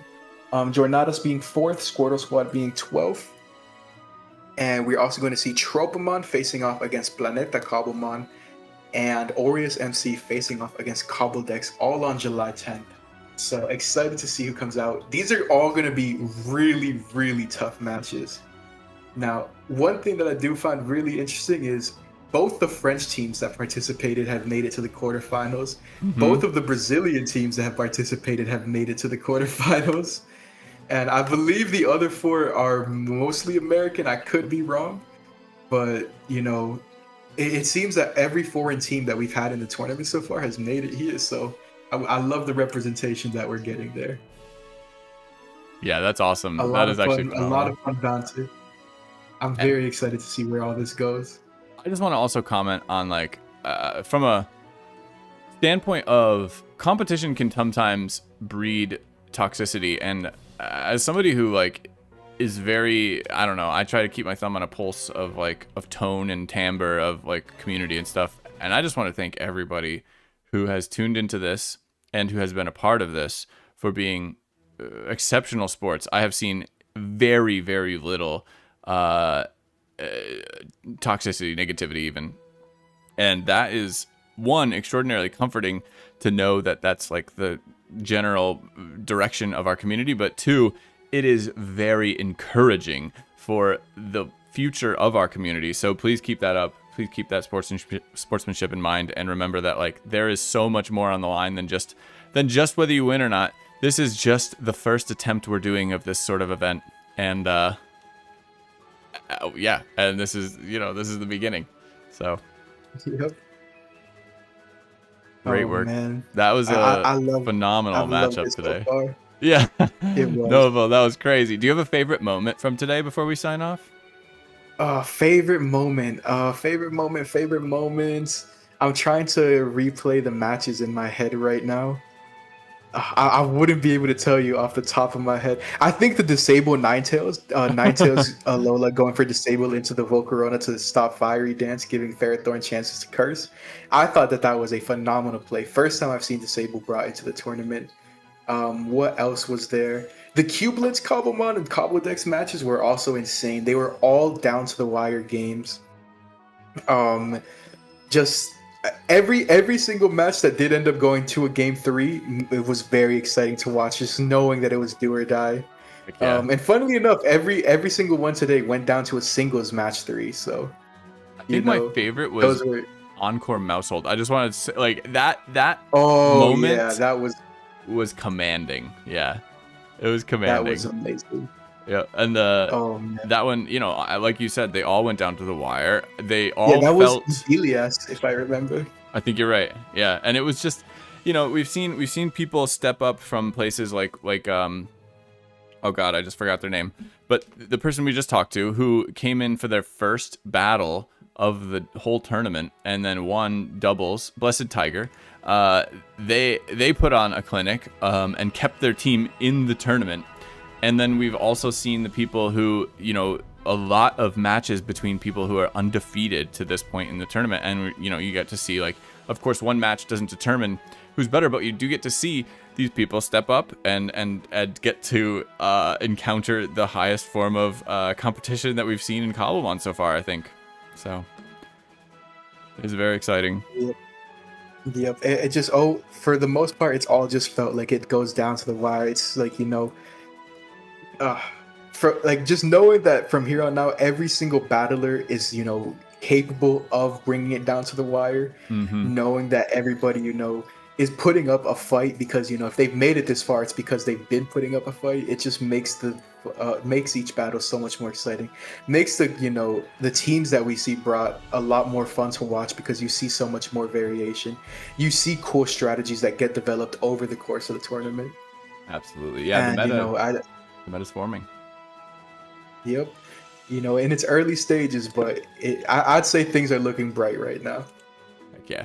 So, can you? I can't show this graphic. I don't have a good way of showing it at the moment. I will set that up for the next one. But the first match is the only one I can't tell. It's I know that is EV, the EV team. The first match is going to be EV Empire facing off against Roanoke Network.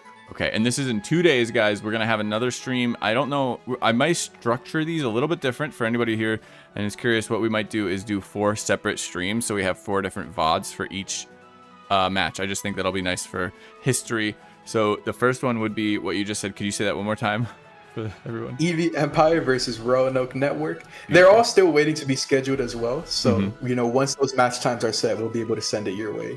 Perfect. Yeah, next pairing, Squirtle Squad MC and Jornada's Cobblemon. The third pairing is going to be Tropimon and Planeta Cobblemon. And the fourth is going to be AureusMC and DexMasters. I mean, Cobbledex. Cobbledex. I am so excited. That Tropimon team, the Squirtle team, and the Eevee team, I've seen all of those teams play well. And I have not, some of these, I don't think I've seen, I don't know if I've seen a Roanoke match actually yet. But I know they're a big team. Day one. Yeah, day one we got to see a Roanoke live stream. All right, well, I think that'll do it for today, and we will see you guys in 2 days for some more Cobblemon World Cup action as we enter the top 8. Yep, thank you everybody for watching. Thanks everybody for